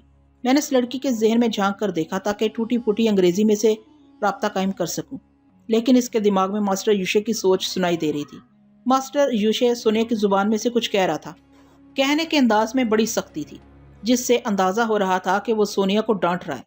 وہ پہلے ہی غصے میں بھرا بیٹھا تھا کہ سونیا نے مجھ سے دوستی کیوں کی، اسی لیے وہ سختی سے اس کا محاسبہ کر رہا تھا۔ اگرچہ میں اس کی زبان کو نہیں سمجھ رہا تھا، تاہم ان دونوں کے لہجے سے اور آواز کے اتار چڑھاؤ سے یہ معلوم کرنے کی کوشش کر رہا تھا کہ سونیا کس انداز میں جواب دے رہی ہے۔ سونیا پہلے بہت آہستہ آہستہ باتیں کرتی رہی، پھر اس کے لہجے میں تیزی آنے لگی۔ ایسا معلوم ہوتا تھا جیسے وہ ماسٹر یوشے کی مخالفت میں بول رہی ہے۔ تھوڑی دیر کے بعد میرا خیال درست نکلا۔ میں نے دیکھا سونیا کے دماغ میں ہلچل سی مچ گئی تھی۔ وہ اپنے کمرے میں کھڑی ہوئی تھی، اچانک کی لڑکھڑا کر فرش پر گر پڑی۔ ماسٹر یوشے اسے ذہنی اذیتیں پہنچا رہا تھا۔ میں تیزی سے قدم بڑھاتا ہوا اپنے کمرے سے باہر آیا، پھر سونیا کے کمرے کے دروازے پر پہنچ کر دستک دی۔ جب دروازہ کھلا تو میں نے وہاں ماسٹر یوشے کو دیکھا۔ اس نے دروازہ بند کرتے ہوئے گھرا کر پوچھا، یہاں کیوں آئے ہو؟ میں نے سونیا کی جانب دیکھا۔ وہ فرش پر پڑی دونوں ہاتھوں سے اپنے سر کو تھامے ہوئے تھی اور اب فرش سے اٹھنا چاہتی تھی۔ میں نے آگے بڑھ کر اسے سہارا دیا اور اسے ایک صوفے پر بٹھا دیا۔ تم ہمارے درمیان نہ آؤ، چلے جاؤ یہاں سے۔ ماسٹر یوشے نے مجھے گھور کر دیکھا۔ ماسٹر یوشے، میں نے نفرت سے کہا، تمہارا دماغ خراب ہو گیا ہے، تم اس معصوم لڑکی کو کیوں پریشان کر رہے ہو؟ ماسٹر یوشے نے غصے سے کہا، یہ معصوم نہیں مکار ہے، ہم سے غداری کر رہی ہے، میرے حکم سے انکار کر رہی ہے۔ میں اچھی طرح جانتا ہوں تمہارا حکم یہی ہوگا کہ سونیا مجھ سے دوستی نہ کرے۔ ہاں، ہم جو چاہتے ہیں وہی ہونا چاہیے، لیکن یہ میرا حکم ماننے سے انکار کر رہی ہے۔ اب تم اپنی آنکھوں سے دیکھو میں اسے کیسی سزا دیتا ہوں۔ نہیں، میں نے غصے سے اٹھ کر کہا، تم ایسا نہیں کرو گے۔ ہاں، اگر تمہاری شامت آئی ہے تو پھر اسے سزا دو۔ ماسٹر یوشے نے کہکا لگاتے ہوئے کہا، تم میرے غلام بن کر مجھے دھمکی دے رہے ہو؟ آؤ ایک قدم بھی آگے بڑھو، میں تمہیں جہنم کے عذاب میں مبتلا کر دوں گا۔ میں نے اچانک ہی اس پر چھلانگ لگائی، فضا میں اڑ کر اس کے سینے پر ایک لات جمانی چاہی۔ اسی وقت میری سوچ نے کہا، لات ذرا بائیں طرف۔ سوچ کے مطابق میری لات بائیں طرف گئی اور میں دیوار سے جا کر ٹکرا گیا۔ صاف ظاہر تھا کہ اس شیطان نے فوراً ہی میرے دماغ کو کنٹرول کر لیا تھا۔ میں فرش پر گرتے ہی اس کی آواز سن رہا تھا۔ وہ اجنبی زبان میں سونیا سے کچھ کہہ رہا تھا، انداز بالکل حاکمانہ تھا۔ میں نے فرش سے اٹھ کر دیکھا تو سونیا کے ہاتھوں کی انگلیاں سیدھی ہو گئی تھی اور فولادی ناخن نکل آئے تھے۔ وہ کبھی کبھی نہیں نہیں کے انداز میں سر کو جھٹکتی تھی، مگر پھر اس کا دماغ اس شیطان کی مٹھی میں آ جاتا تھا۔ میں ماسٹر یوشے کی غفلت سے فائدہ اٹھا کر اس پر دوبارہ حملہ کرنا چاہتا تھا، لیکن اسی وقت سونیا اس کے سامنے ڈھال بن کر کھڑی ہو گئی۔ دوسرے لفظوں میں اس شیطان اس بیچاری کو ڈھال بننے پر مجبور کر دیا تھا۔ میں سونیا کے چہرے پر کبھی کبھی کرب کے آثار دیکھتا تھا۔ وہ دشمن بن کر میرے مقابلے پر نہیں آنا چاہتی تھی، مگر ماسٹر یوشے کی شیطانی چالوں سے مجبور ہو جاتی تھی۔ اس نے سونیا کو سختی سے حکم دیا، گو اینڈ اٹیک۔ اس کا ذہن پوری طرح شیطان کی مٹھی میں تھا۔ اس نے حکم پاتے ہی مجھ پر حملہ کر دیا۔ میں اچھل کر ایک طرف ہو گیا، پھر بہت مجبور ہو کر اس کی کمر پر ایک لات جما دی۔ وہ کراہتی ہوئی بستر پر جا گری۔ اس لات کے ساتھ ہی میں نے فوراً گھوم کر ماسٹر یوشے کے منہ پر ایک ریئر کک ماری۔ وہ لڑکھڑا کر پیچھے کی طرف گیا اور صوفے پر بیٹھ گیا۔ اسی وقت سونیا نے چیختے اور روتے ہوئے کہا، no Mister Farhad, do not fight ہم۔ تھوڑی دیر کے لیے سونیا کا ذہن آزاد ہو گیا تھا، اس لیے وہ اٹک اٹک کر مجھ سے کہہ رہی تھی کہ میں ماسٹر یوشے پر حملہ نہ کروں۔ پھر وہ اس شیطان کے سامنے مجبور ہو کر کہہ رہی تھی کہ اب وہ میری دوست نہیں ہے، بہتر ہے کہ میں وہاں سے چلا جاؤں۔ میں نے ماسٹر یوشے کی جانب دیکھا۔ وہ لات کھانے کے بعد اسی طرح صوفے پر بیٹھا ہوا تھا اور بڑے آرام سے طنزیہ انداز میں مسکراتے ہوئے مجھے دیکھ رہا تھا۔ دیکھ لو فرہاد، اب یہ کتیا کس طرح میرا حکم مان رہی ہے۔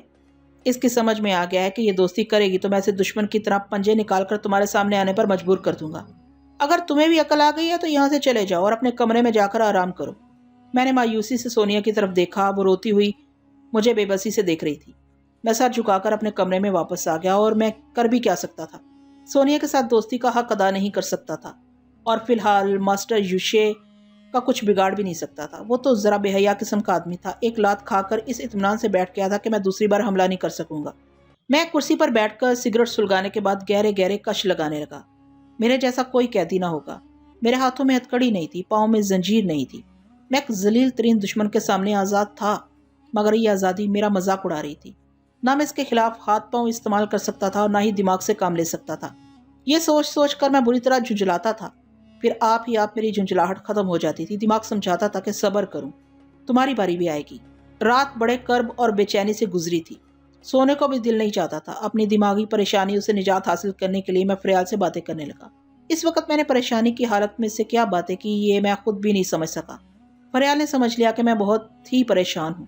وہ مجھے بہت دیر تک تسلیاں دیتی رہی۔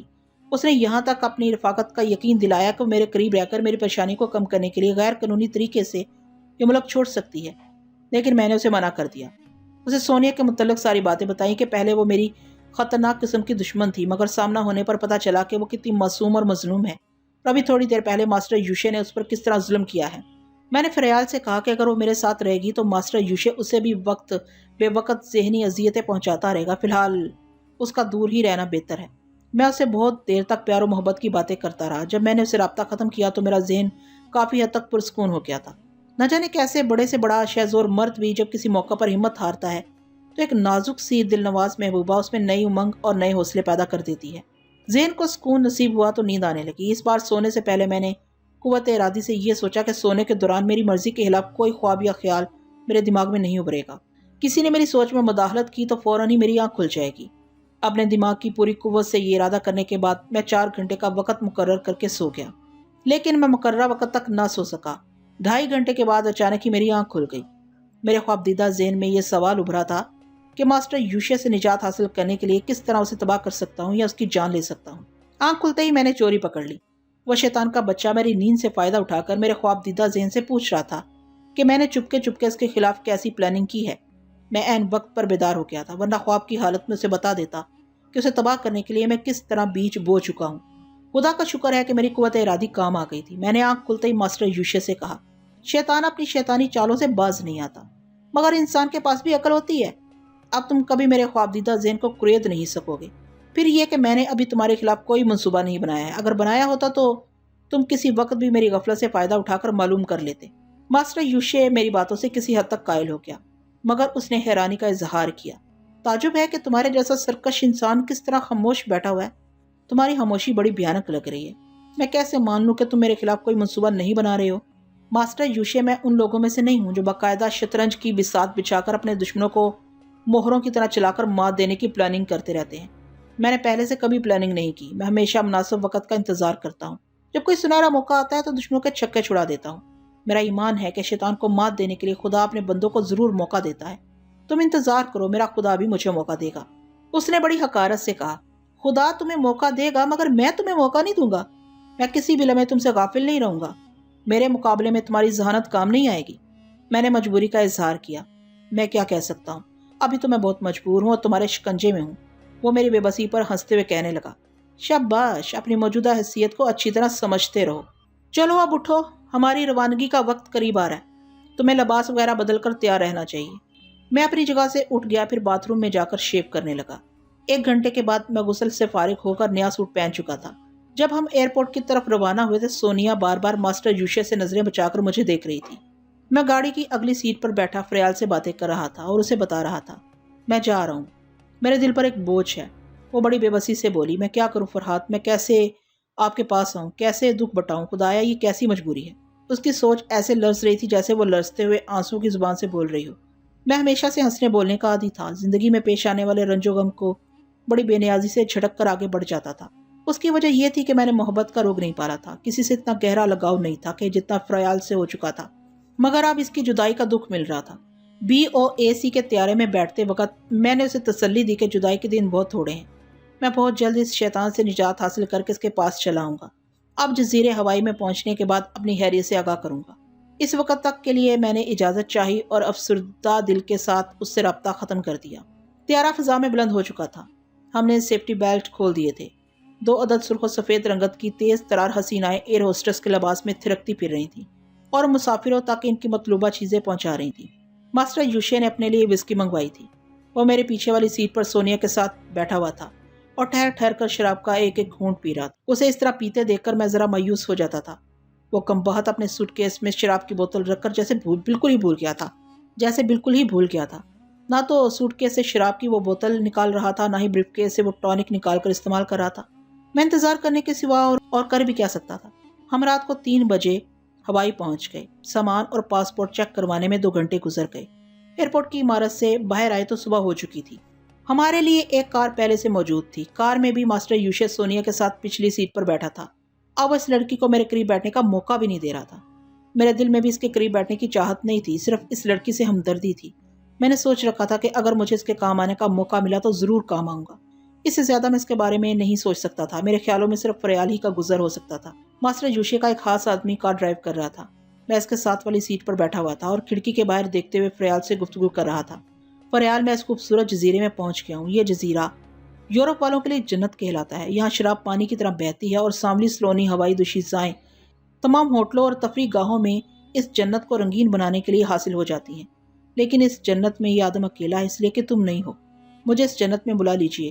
فریال کی سوچنے کا، ضرور بلا لوں گا۔ ہم مایوسی کو بھول کر خوش آئند باتیں کریں تو دماغی تھکن دور ہو جائے گی۔ دیکھو، ہم ایک دوسرے سے ہزاروں میل دور ہیں، اس کے باوجود ایک دوسرے سے ہم کلام ہیں۔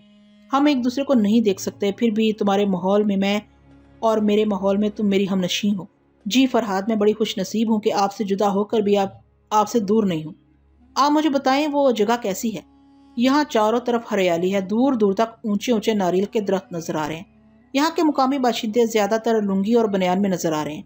جوان لڑکیاں گھاس کے گھاگرے پہنے ہوئے ہیں جو صرف گھٹنوں تک ہوتے ہیں۔ شاید یہ اتنے غریب ہوتے ہیں کہ انہیں کپڑا نصیب نہیں ہوتا، کیونکہ وہ چولیاں بھی گھاس کی اور پتوں کی بنا کر پہنتی ہیں۔ غریبی کا یہ حسن دولت مندوں کے لیے رنگین نظارہ بن جاتا ہے۔ آپ بھی نظارہ کر رہے ہیں؟ فریال نے ہولے سے ہنستے ہوئے یہ بات کہی تھی، یعنی یہ جتانا چاہتی تھی کہ وہ مذاقن ایسا کہہ رہی ہے، مگر میں سمجھتا تھا آخر وہ بھی ایک عورت ہے۔ میں کسی دوسری عورت کا ذکر کروں گا تو وہ ضرور رقابت محسوس کرے گی۔ میں نے ہنستے ہوئے کہا، یہ بات نہیں ہے فریال، میری آنکھوں کے سامنے سے مناظر گزر رہے ہیں، اس لیے میری آنکھیں دیکھنے پر مجبور ہیں۔ ایسا تو ممکن نہیں ہے کہ میں یہاں قیام کے دوران اپنی آنکھیں بند کیے رکھوں۔ یہ لو اب نظارے گزر گئے اور اب ہم ایک بہت ہی شاندار ہوٹل تک پہنچ گئے ہیں۔ ماسٹر یوشی ہمارے لیے کمرے کرائے پر حاصل کر رہا ہے۔ کیا تم جانتی ہو یہاں ہوٹل کے کمروں کو کیا کہا جاتا ہے؟ لینائی کہا جاتا ہے، فریال نے جواب دیا۔ میں نے خوش ہو کر کہا، واقعی فریال، تمہیں مشرق بعید کی زبانوں پر دسترس حاصل ہے۔ اگر آپ کو وہاں کی باتیں سمجھنے میں دشواری پیش آئے تو آپ فوراً ہی مجھ سے رابطہ قائم کر لیا کریں، میں آپ کو گائیڈ کروں گی۔ میں نے اس کا شکریہ ادا کرتے ہوئے کہا۔ ڈاکن نے میری زبان سے یہاں کی بولی سن کر وہ حیرانی سے بولی، ارے آپ تو وہاں پہنچتے ہی وہاں کی زبان بولنے لگے، تعجب ہے۔ تعجب کی کیا بات ہے؟ سونیا نے مجھے چند الفاظ سکھا دیے ہیں، باقی تم سے سیکھوں گا۔ اچھا فریال، پھر تھوڑی دیر کے بعد ملاقات ہوگی، سی یو اگین۔ اس وقت تک میں اپنے ہوٹل والے کمرے میں پہنچ چکا تھا جو یہاں کی زبان میں لینائی کہلاتا تھا۔ لینائی کا دوسرا دروازہ سوئمنگ پول کی طرف کھلتا تھا۔ سوئمنگ پول کے اطراف رنگ برنگے کمکمے روشن تھے۔ دور دور تک میزوں کے اطراف خوش پوش مرد بیٹھے ہوئے تھے۔ ان کے قریب عورتیں ٹہل رہی تھیں۔ مقامی لڑکیاں اپنے مخصوص گھاس کے گھاگروں میں ادھر سے ادھر پھرتی ہوئی ویٹرس کے فرائض انجام دے رہی تھیں۔ ایک تو نومری نے ان کے سانولے بدن کو ہیروں کی طرح تراشا تھا، دوسرے گھاس کا گھاگرا ایسا تھا جو چلتے وقت ادھر سے ادھر بکھرتا تھا۔ اس طرح بدن کا بہت سا حصہ دیکھنے والے کی نگاہوں سے آنکھ مچولی کھیلتا رہتا تھا۔ صاف چھپتے بھی نہیں، سامنے آتے بھی نہیں والی بات ہو تو نگاہیں بار بار پلٹ کر وہیں کی ہو کر رہ جاتی۔ میں نے اس کی سوچ کو پڑھا تو پتہ چلا کہ وہ یہاں کے حسن کا بہت پرانا طلبگار ہے۔ جب یہاں آتا ہے اس کے لیے یہاں کی سب سے حسین دوشیزہ کا پہلے ہی سے انتظام کر لیا جاتا ہے۔ اس وقت وہ اپنے کمرے میں بیٹھا ہوا کسی ہوائی دوشیزہ کا انتظار کر رہا تھا۔ پتہ نہیں کس وقت جزیرہ کوئی جانے کا پروگرام تھا۔ وہاں پہنچ کر اسے بہت سی ذمہ داریاں سنبھالنی تھی اور میں جو اس کے لیے درد سر بنا ہوا تھا وہاں پہنچ کر ہی اس درد سر سے اسے نجات مل سکتی تھی۔ اسے فی الحال وہ تفریح کے موڈ میں تھا۔ میرے لیے یہ موقع غنیمت تھا۔ میں نے سوچا کہ اب اس شیطان کو چھیڑنا چاہیے اور اس کی خاص کمزوری کو اس کے سامنے لا کر اسے اشتعال دلانا چاہیے۔ یہ سوچ کر میں نے کہا، ہیلو ماسٹر شیطان، میں تمہاری سوچ کو پڑھ رہا ہوں۔ اس وقت تم بڑے موڈ میں ہو اور کسی پھلجڑی کا انتظار کر رہے ہو۔ وہ بڑے موڈ میں ہنستے ہوئے کہنے لگا، کیا تم للچا رہے ہو؟ افسوس اگر سونیا تمہاری دوست بننے کی حماقت نہ کرتی تو شاید میں ایک رات کے لیے اسے تمہارے پاس بھیج دیتا۔ مجھے سونیا سے رات والی دلچسپی نہیں ہے۔ پھر یہ کہ عورتوں کے سلسلے میں کسی کا محتاج نہیں ہوں۔ تم محتاج بھی ہو اور اس معاملے میں کمزور بھی ہو۔ کیا بک رہے ہو؟ اس نے ناگواری سے پوچھا۔ میں وہی کہہ رہا ہوں جو تمہارے متعلق جانتا ہوں۔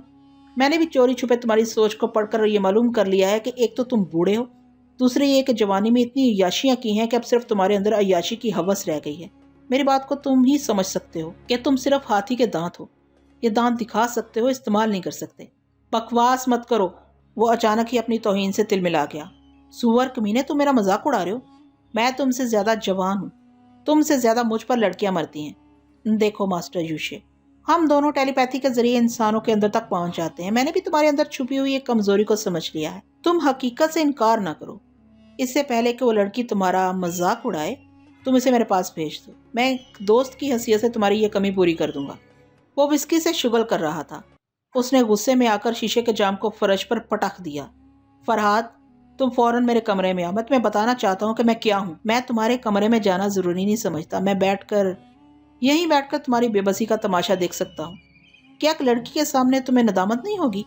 اس کا غصہ آسمان پر پہنچ گیا۔ اس نے پہلے تو مجھے گالیاں دی، پھر انتقاماً میرے دماغ میں ہلچل مچانے لگا۔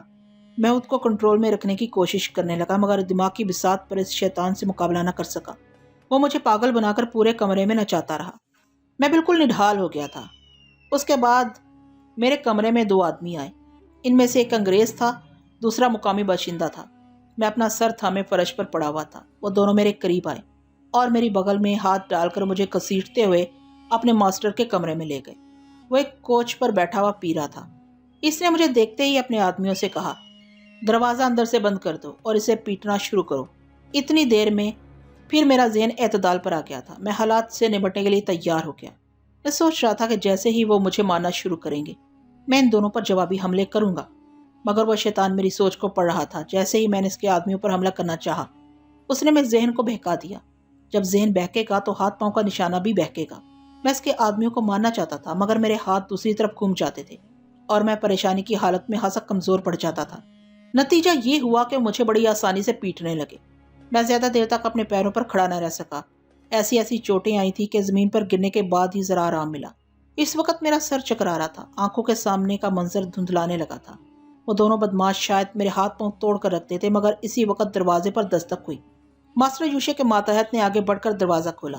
کھلے ہوئے دروازے میں سے ایک ساملی سلونی ہوائی دوشیزہ نظر آ رہی تھی۔ وہ گھٹنوں تک گھاس کا گھاگرا پہنے ہوئے تھی۔ اگر اس گھاگرے کو لباس میں شمار کیا جائے تو اس کے بدن پر وہی ایک مختصر سا لباس تھا۔ گلے میں سرخ پھولوں کا ہار تھا جو اس کے بدن کو چھپانے میں ناکام تھا۔ اس کے سیاہ گھنیرے بال شانوں پر بکھرے ہوئے تھے اور بالوں کی سیاہ رات میں بھی ایک سرخ پھول مسکرا رہا تھا۔ سرخ پھول ہوائی باشندوں کا قومی پھول کہلاتا ہے۔ وہاں کی ہر عورت جوانی میں ان پھولوں کو سگار کے طور پر استعمال کرتی۔ اسے دیکھتے ہی ماسٹر یوشے نے دونوں بدماشوں کو باہر جانے کے لیے کہا۔ جب وہ چلے گئے تو سرخ پھولوں والی نے دروازے کو اندر سے بند کر دیا۔ تب ماسٹر یوشے نے میری طرف دیکھ کر مسکراتے ہوئے کہا، تم مجھے بوڑھا اور کمزور کہہ رہے ہو، مگر اس وقت تم مجھ سے زیادہ بوڑھے اور بے بس ہو۔ تم میں اتنی مردانگی نہیں ہے کہ فرش پر سے اٹھ کر اس لڑکی کا ہاتھ بھی پکڑ سکو۔ وہ سچ کہہ رہا تھا۔ واقعی مجھ میں اتنی سخت نہیں تھی کہ میں اٹھ کر کسی سہارے کے بغیر کھڑا رہ سکتا۔ پھر بھی میں کرسی کا سہارا لے کر بیٹھنے لگا۔ ظالموں نے ایسے سے ہاتھ جمائے تھے کہ ہڈیاں تک دکھ رہی تھیں۔ ماسٹر یوشے میری حالت پر کہکا لگاتے ہوئے اپنے بریف کیس کے پاس گیا۔ پھر اسے کھولنے کے بعد ٹونک کی وہ بوتل نکال کر مجھے دکھاتے ہوئے کہنے لگا، آج کے دور میں جوانی کو واپس لانے کے لیے تیر بہدف نسخے اور دوائیں موجود ہیں۔ یہ ایک ایسا ٹونک ہے کہ اس کی ایک ہی خوراک سے میری روٹھی ہوئی جوانی واپس آ جاتی ہے۔ وہ ٹونک کی شیشی کھولنے لگا۔ میں نے فوراً ہی آنکھیں بند کر لیں اور اپنی سوچ کو ادھر سے ادھر بھٹکانے لگا۔ اگر میں یہ سوچتا کہ میں اس ٹونک میں انسانی ذہن کو مفلوج کر دینے والی دوا ملا چکا ہوں اور اب اس کا نتیجہ سامنے آنے والا ہے، تو ایسے وقت میں وہ میری سوچ کو پڑھ سکتا تھا۔ اسی لمحے میں اپنے بدن کی چوٹوں کو شدت سے محسوس کرتے ہوئے تکلیف سے کرا رہا تھا۔ فرحاد، تمہاری موجودہ حالت کو دیکھ کر تم پر بڑا رحم آ رہا ہے، مگر تم ٹوٹی ہوئی شاخ کی طرح وہاں بیٹھے رہو گے اور بڑی بے بسی سے ایک جیتی جاگتی بلو فلم دیکھتے رہو گے اور اس دوا کے کرشمے کا اعتراف کرو گے۔ اس کے بائیں ہاتھ میں ٹونک کی شیشی کھلی ہوئی تھی۔ کسی بھی لمحے وہ اپنا کرشمہ دکھا سکتی تھی، مگر وہ جان بوجھ کر دیر کر رہا تھا۔ میری بے بسی کا مذاق اڑا رہا تھا اور مجھے چھیڑ چھیڑ کر مزے لے رہا تھا۔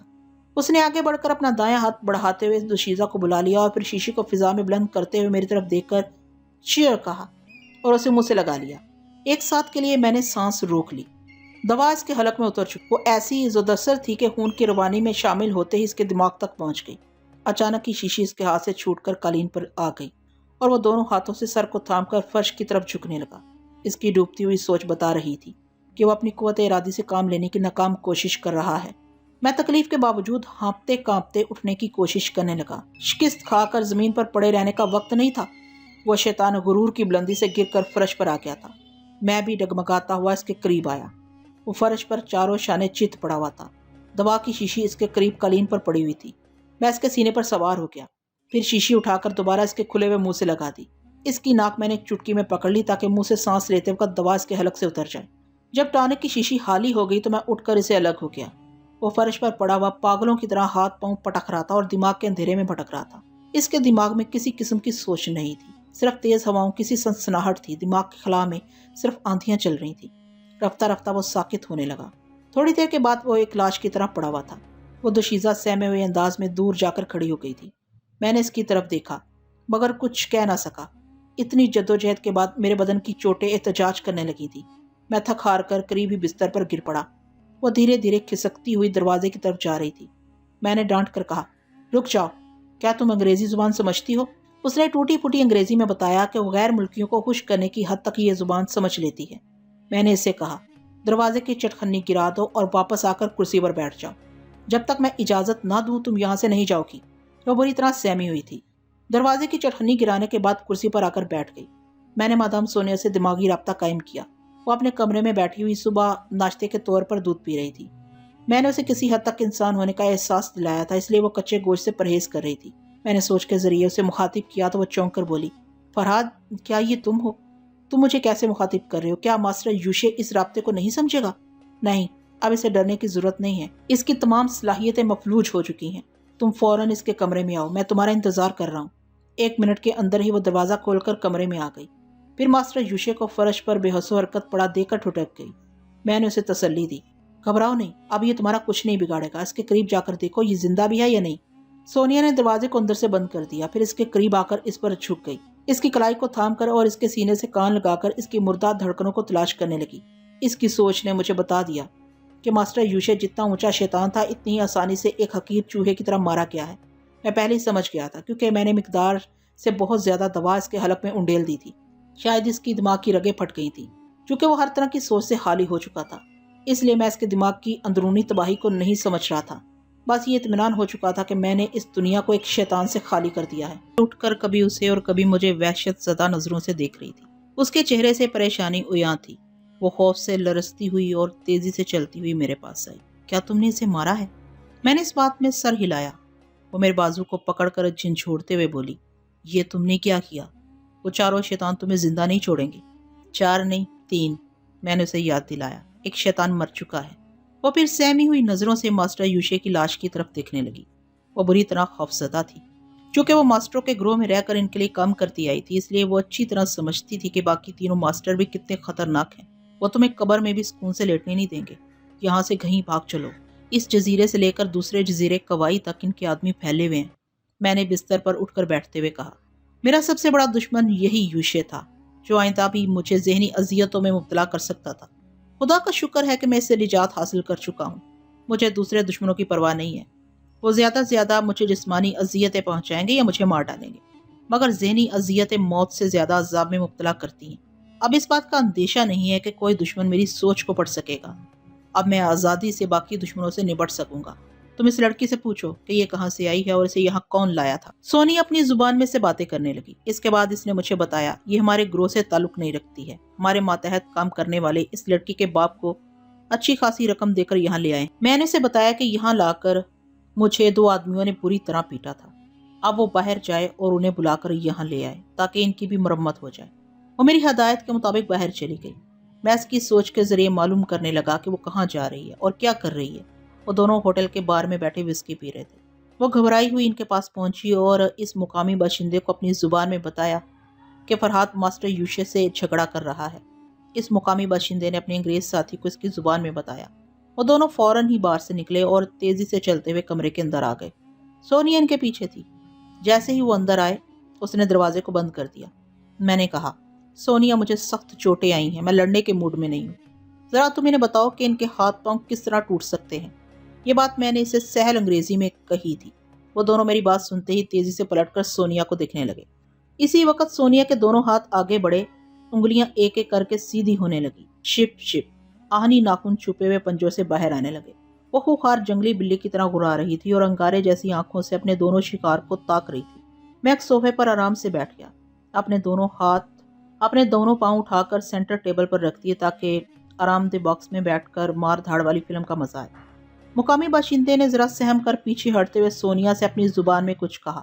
شاید وہ اسے سمجھا رہا تھا کہ وہ اپنے ہی گروہ کے آدمیوں پر دشمن بن کر حملہ نہ کرے اور فرحات جیسے دشمن کا ساتھ نہ دے، مگر سونیا نے اس کے جواب میں حملہ کر دیا۔ اچانک ہی اچھل کر اس کے منہ پر ایک فلائنگ کک ماری۔ وہ انگریز تیزی سے دروازے کی طرف بڑھنے لگا۔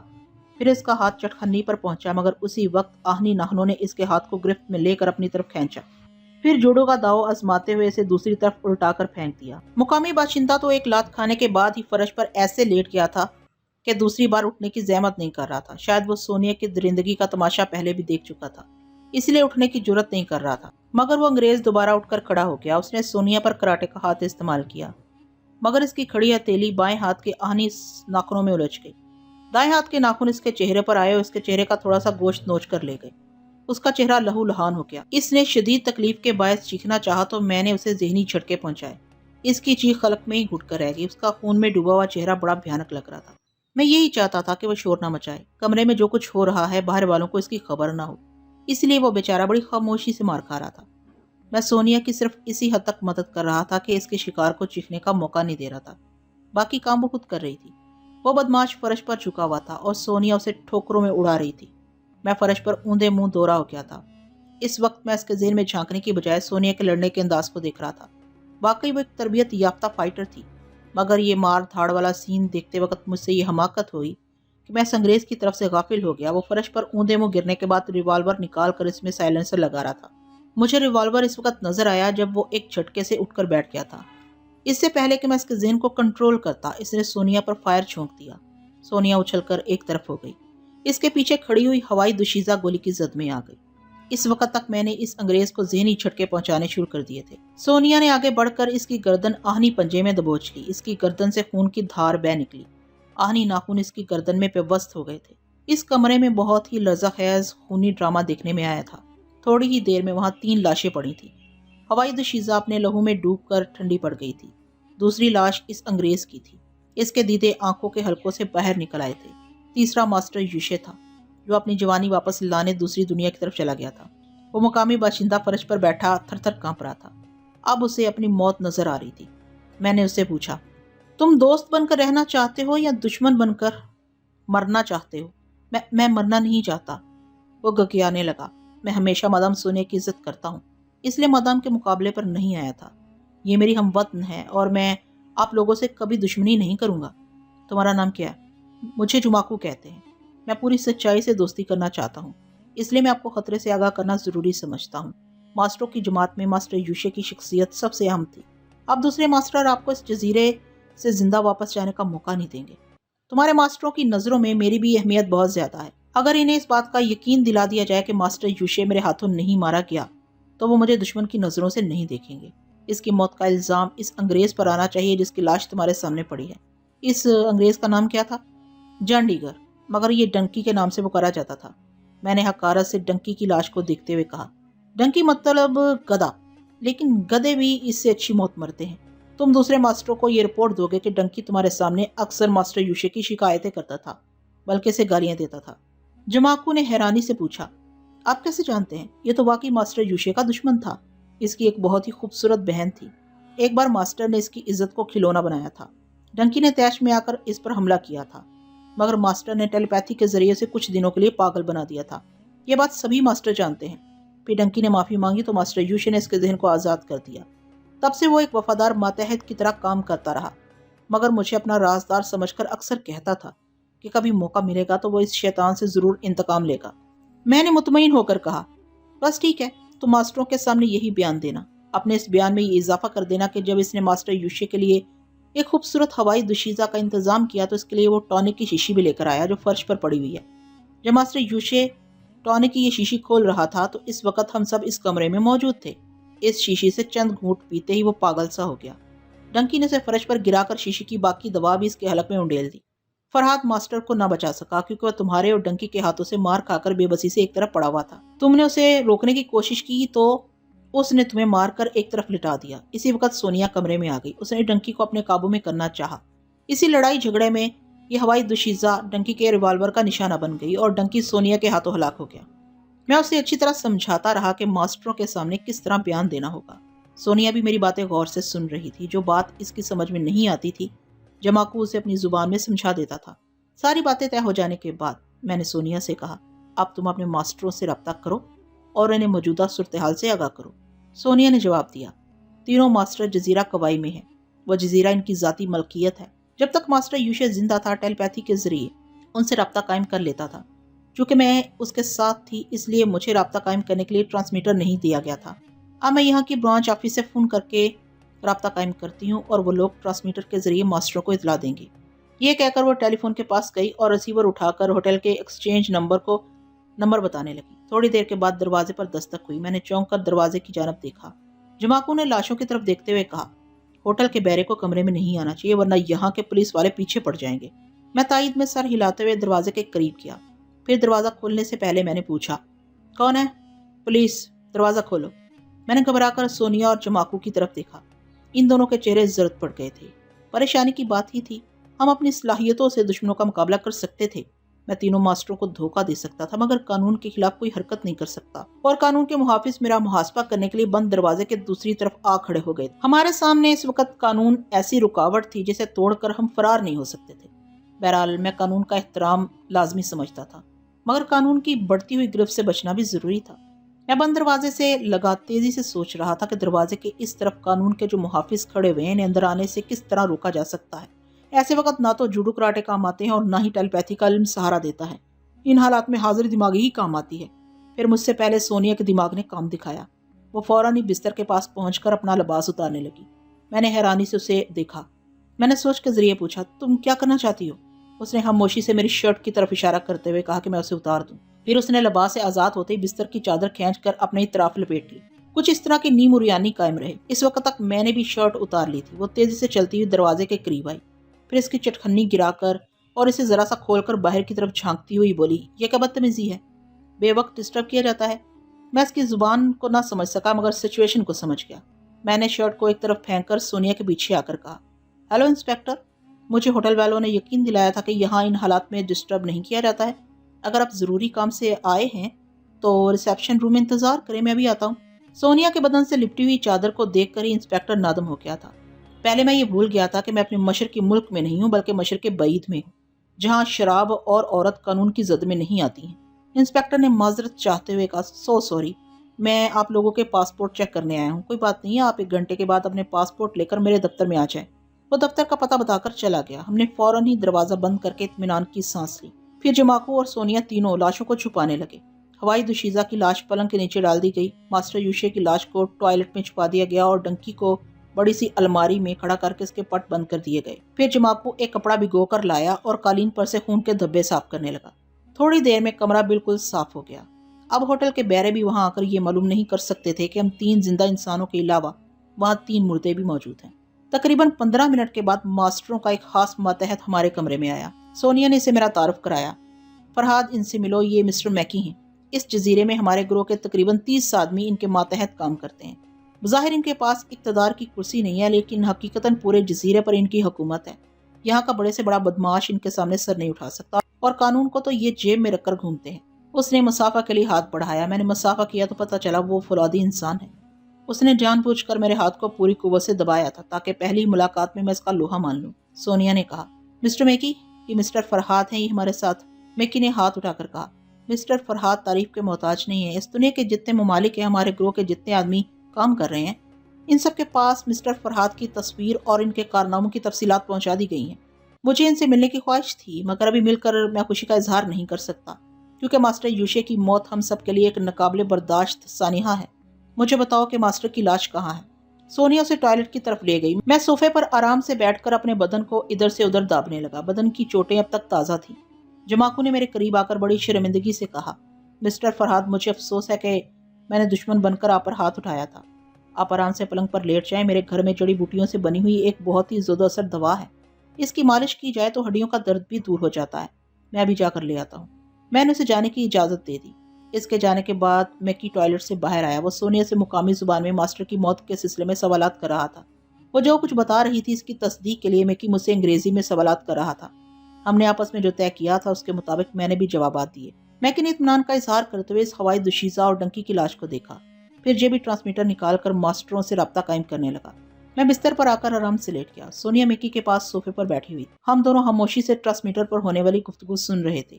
اس کمرے میں جو واقعات پیش آئے تھے میکی نے تفصیل کے ساتھ ماسٹروں کو بتا رہا تھا اور ان سے ہدایات حاصل کر رہا تھا۔ پھر اس نے ٹرانسمیٹر بند کرنے کے بعد اسے اپنی جیب میں رکھتے ہوئے کہا، مسٹر فرحاد، آپ اپنے کمرے میں چلے جائیں۔ ان تینوں لاشوں کو قانون کی نظر سے بچا کر لے جانے کا مسئلہ ہے۔ اس ہوٹل کے مالک کی کچھ کمزوریاں ہمارے ہاتھوں میں ہیں۔ میں ان سے فائدہ اٹھا کر ان لاشوں کو یہاں سے دوسری جگہ منتقل کر دوں گا۔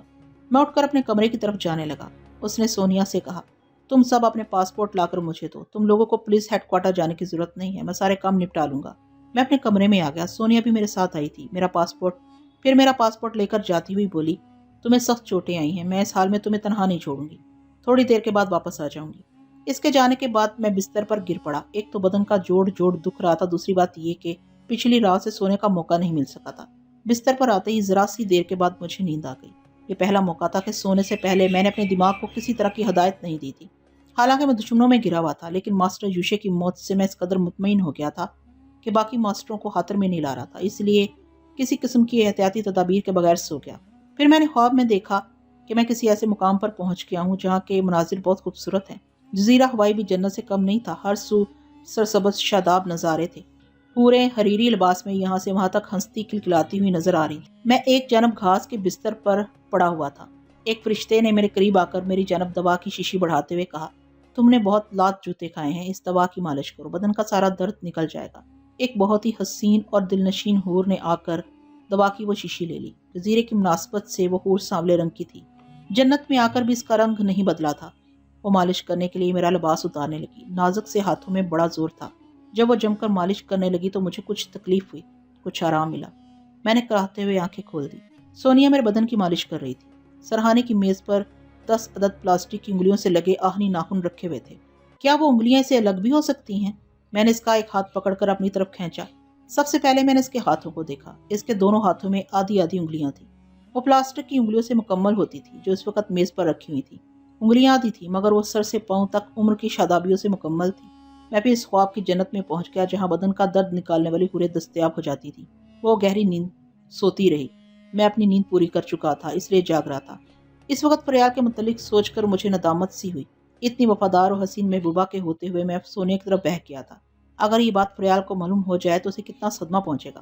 جب جذبات کا نشہ اترتا ہے تبھی اپنی غلطی کا احساس ہوتا ہے۔ میں اپنی بھنورے جیسی فطرت کو بدلنا چاہتا تھا مگر وقت بے وقت جذبات کی جو آندیاں چلتی ہیں وہ کچھ سوچے سمجھے بغیر بھا کر لے جاتی ہیں۔ میں نے فریال سے سونیا کا موازنہ کیا تو وہ فریال کے پاؤں کی دھول بھی نظر نہ آئی۔ میں سونیا جیسی مخلص عورت کی توہین نہیں کرنا چاہتا تھا مگر اگر فریال میری زندگی میں نہ آتی تو سونیا بھی ایسی تھی کہ اسے محبت کی جا سکتی تھی، مگر اب میں فریال کے حصے کی محبت کسی اور کو نہیں دینا چاہتا تھا۔ اب میرا جی چاہ رہا تھا کہ کسی طرح جلد از جلد فریال کے پاس پہنچ جاؤں۔ وہ سامنے رہے گی تو اس دنیا کی کوئی بھی حسین عورت مجھے نہیں بہکا سکے گی۔ اس کی یاد شدت سے آئی تو میں نے اسے رابطہ قائم کیا۔ رابطہ قائم ہوتے ہی وہ شکایت کرنے لگی، فرحاد میرا دل گھبرا رہا تھا کہ اس جنت میں پہنچ کر آپ مجھے بھول تو نہیں گئے۔ میں صبح تک آپ کا انتظار کرتی رہی کہ آپ سوچ کی راہ گزر سے میرے قریب آئیں گے، پھر مجھے نیند آ گئی۔ ابھی سو کر اٹھی ہوں، آپ بتائیں میں یہاں کب تک تنہا رہوں گی؟ جدائی کی گھڑیاں ختم ہونے والی ہیں۔ میں تمہیں یہ خوشخبری سنا دوں کہ میں نے اپنے سب سے بڑے دشمن ماسٹر یوشے کو ہمیشہ کے لیے ختم کر دیا ہے، مگر 3 ماسٹروں کے آدمیوں نے ابھی مجھے گھیر کر رکھا ہے۔ میں جلد ہی واپسی کی صورت نکالوں گا، پھر ہم دونوں کے راستے میں کوئی رکاوٹ نہ ہوگی۔ وہ ماسٹر یوشے کی موت کی خبر سن کر بہت زیادہ خوشی کا اظہار کر رہی تھی۔ میں نے سونیا کی جانب دیکھا۔ ہو سکتا تھا کہ آئندہ میرے راستے میں کوئی دشمن نہ ہوتا، مگر میری فریال کے راستے میں سونیا جیسی عورتیں آ سکتی تھیں، اور یہ محض میری کمزوریوں کی وجہ سے ہوگا۔ میں زندگی کے عملی میدان میں اتنی مستقل مزاجی اور قوت ارادی سے کام لیتا ہوں تو کیا اپنی محبت کی خاطر مستقل مزاجی سے یہ فیصلہ نہیں کر سکتا کہ آئندہ فریال کے اعتماد کو ٹھیس نہ پہنچے؟ میں تھوڑی دیر تک فریال سے گفتگو کرتا رہا اور اپنے خیال میں استحکام پیدا کرتا رہا، پھر آئندہ ملاقات کا وعدہ کر کے اسے رابطہ ختم کرنے کے بعد سوچنے لگا کہ ماسٹر یوشے کے مرنے کے بعد میں بڑی لاپرواہی سے وقت گزار رہا ہوں اور احمقوں کی طرح اپنے دوسرے دشمنوں کو نادان اور کمزور سمجھ رہا ہوں۔ اپنی نادانی کا احساس ہوا تو میں میکی کے ذہن میں جھانک کر دیکھنے لگا۔ وہ ٹرانسمیٹر پر ایک ماسٹر سے گفتگو کر رہا تھا۔ پہلے تو وہ اپنی کارکردگی کی رپورٹ پیش کرتا رہا کہ اس نے کس طرح 3 لاشیں ہوٹل کے کمرے سے اٹھا لی ہیں اور ہمارے پاسپورٹ دکھا کر قانون کے محافظوں کو مطمئن کر دیا ہے۔ پھر اس نے کہا، ماسٹر سائمن، میں یقین کرنے کے لیے تیار نہیں ہوں کہ ماسٹر یوشے ڈنکی جیسے گدھے کے ہاتھوں مارا گیا ہے۔ ہمارا عظیم ماسٹر ہمیشہ محتاط رہنے کا عادی تھا۔ جب ڈنکی اس کے کمرے میں ہوائی دوشیزہ کو لے کر آیا تو ماسٹر نے ڈنکی کی سوچ کو ضرور پڑھا ہوگا کہ کہیں وہ کسی قسم کی سازش تو نہیں کر رہا ہے، کیونکہ ہماری طرح ماسٹر یوشے بھی ڈنکی پر اعتماد نہیں کرتا تھا۔ اوور۔ اس کے بعد ماسٹر سائمن کی آواز سنائی دی، میں تمہاری باتوں کو سمجھ رہا ہوں، مگر تم فرحاد کے متعلق ایسی باتیں کر کے حماقت نہ کرو۔ کیا فرحاد ٹیلی پیتھی کے ذریعے اس وقت ہماری گفتگو نہیں سن رہا ہوگا؟ نہیں ماسٹر، میں تھوڑی دیر پہلے فرحاد کے کمرے میں گیا تھا۔ اس کمرے کی دوسری چابی میں نے ہوٹل والوں سے حاصل کر لی تھی۔ پہلے تو میں نے دروازے پر ہولے سے دستک دی، جب جواب نہ ملا تو میں دروازہ کھول کر اندر چلا گیا۔ وہ سونیا کے ساتھ گہری نیند سو رہا تھا۔ میں اس کی طرف سے اطمینان کرنے کے بعد ہی آپ سے گفتگو کر رہا ہوں، لوکا پٹھا، میں نے دل میں کہا۔ جس وقت وہ کمرے میں چپکے سے آیا ہوگا اس وقت میں سو نہیں رہا تھا، فریال کی دنیا میں پہنچا ہوا تھا۔ اس نے ٹھیک ہی کہا تھا کہ ایسے وقت ساری دنیا بلا دی جاتی ہے۔ میں آنکھیں بند کیے فریال سے سوچ کے ذریعے گفتگو کرنے میں اتنا محب تھا کہ مجھے کمرے میں میکی کی آمد کا پتہ ہی نہ چلا۔ میری یہ محبیت بھی کام آ گئی۔ وہ مجھے غافل سمجھ کر اپنے دل کی بات زبان پر لا رہے تھے۔ ماسٹر سائمن کہہ رہا تھا، شاباش، تم بہت اچھے جا رہے ہو۔ فرحاد کے خلاف کوئی بات زبان پر لانے سے پہلے ہمیشہ اس کی طرف سے اطمینان کر لیا کرو۔ تمہاری طرح ہم بھی یہی سوچ رہے ہیں، بلکہ بہت پہلے یہ بات سمجھ میں آ گئی تھی کہ فرحاد یا تو ماسٹر یوشے کے ہاتھوں مارا جائے گا یا ماسٹر یوشے خود ہی اس کا شکار ہو جائے گا۔ ماسٹر یوشے کی موت ایک ناقابل تلافی نقصان ہے۔ ہونا تو یہ چاہیے کہ فرحاد کے ٹکڑے ٹکڑے کر دیے جائیں۔ ہم اسے اس کی سزا ضرور دیں گے، لیکن موت کی سزا نہیں دیں گے، کیونکہ وہ بہت کام کا آدمی ہے۔ اسے سزائیں دے کر یہ سمجھایا جائے گا کہ ہمارے سامنے بعض اوقات اس کی ٹیلی پیتھی کی صلاحیتیں بھی کام نہیں آئیں گی۔ اس کی سلامتی اسی میں ہے کہ وہ ہمارا متی و فرما بردار بن کر رہے۔ آج رات کو لانچ اسی جگہ پہنچ جائے گی۔ تم فرحاد اور سونیا کو لے کر اس لانچ کے ذریعے اس جزیرے میں آ جانا۔ ماسٹر یوشے کی لاش اور اس کا تمام سامان بھی لے آنا۔ Over and all.